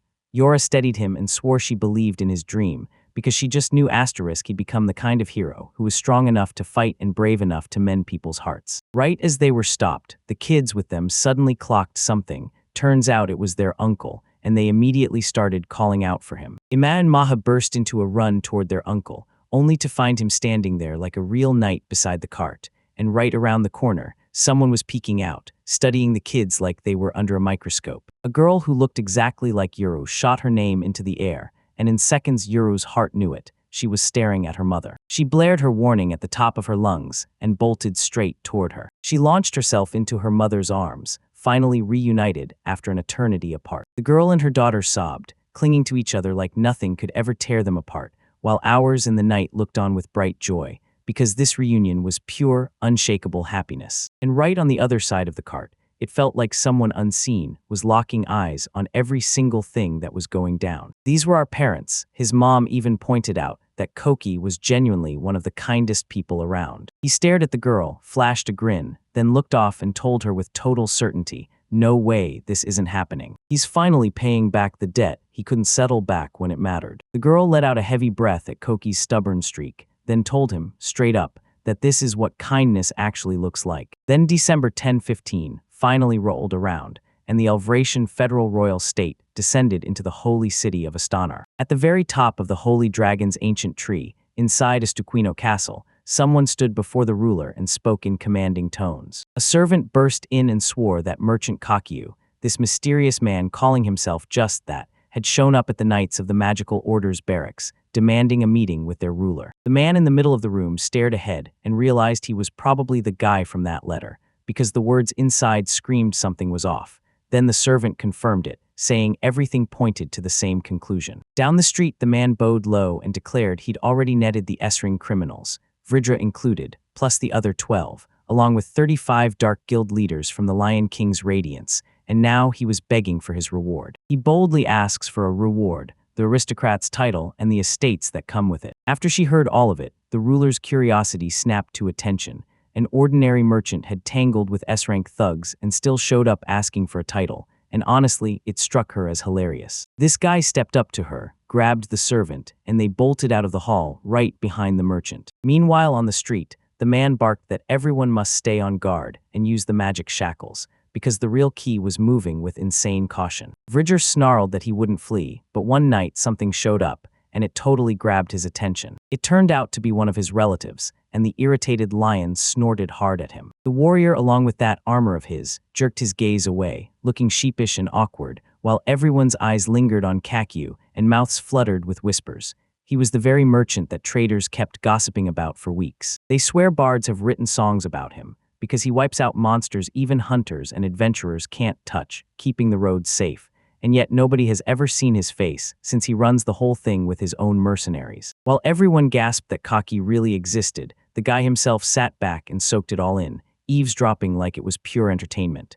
Since he kept obeying orders with ruthless consistency, the rumors about him only got louder, and then he made up his mind to go thank the people who helped him. The servant sprinted back and shouted to the boy. He snapped his hand up and told the merchant, "The king has finally agreed to see me, so come on, follow right after me." The moment Kakyu stepped into the hall, the girl seated ahead of him, book in hand, looked up and introduced herself as Iorga Jormuasnoit, the Federated Kingdom of Elvrant's second king, and she wasted no time praising the noble way he'd handled things this time. Kakyu dropped to one knee and snapped that it just wasn't true, because the king's praise felt way too slick to be honest. She shot back that she was totally fine, and that he had nothing to worry about, because she was only a symbol meant to unify the Federation, a king put on display, while the real power stayed locked in the hands of the local aristocrats. Kakyu scowled, convinced this whole thing was ridiculous. He wanted an audience, not a one-on-one with the king. Why wasn't this handled by some general or minister? Still, he didn't panic. The advantage was on his side. He told the king he was thankful to be received today, and as he did, he thought, if speaking to His Majesty directly helps me grab a title in the lands fast, then it's perfect, because I've been studying the old landowners and every rule in the law. The girl told him she'd heard all about the boy's request and could see the worth of him and his army, then promised to hand him a title and lands. Kakyu's face went stone cold with shock. He lifted his head and asked again. Right then, the queen tilted her chin and pressed, "So you're that greedy, and this still isn't enough for you." Kakyu jittered his hands, rushing out that this was more than enough for him, even as he insisted there should have been way more testing and negotiations. That's why his nerves exploded into that reaction. The king announced that the award ceremony would happen in a month, then told her she'd send a letter, and he could decide what to do with the refugees however he wanted. He said the lands would be run by a chosen manager, so everyone should pay close attention to his word. Kakyu blew out a heavy breath and nodded hard at Kyule, who, once he was done, declared that the man was cleared and could finally leave. A little while later, once they hit the road, the manager's question came crashing in. Later, in the Chamber of Commerce at the port city of Pamir, the assistant blurted out his admiration for the gentleman. The girl beamed and swore Kakyu would soon rise to aristocrat status, praising their help and demanding he be grateful, but Shirin snapped in fast, cutting her off and telling her point blank to stop being rude. But she wouldn't cool off one bit. She pressed the gentleman to pamper them, maybe even slash their taxes, and the poor guy stalled hard under her non-stop demands. Right then, someone cut in and warned them that Kakyu didn't have that kind of authority at all. Marisa Parsifal served as the executive governor over the huge territory of Porklay, and when it came to anything like that, she made it clear people should come to her first. Kakyu and his viceroy stepped aside and whispered in secret. Then the talk snapped into focus, rebuilding the old Porklet tract. Marisa applauded the idea with a grin, but warned they'd need to slash the budget. The assistants just stared, silent as shadows, watching it all unfold. They started whispering that Kakyu had just been named an honorary aristocrat, because in this country, aristocrats come in two flavors: the landed kind, who actually manage their own land, and the landless kind, who can't call every shot when it comes to land decisions.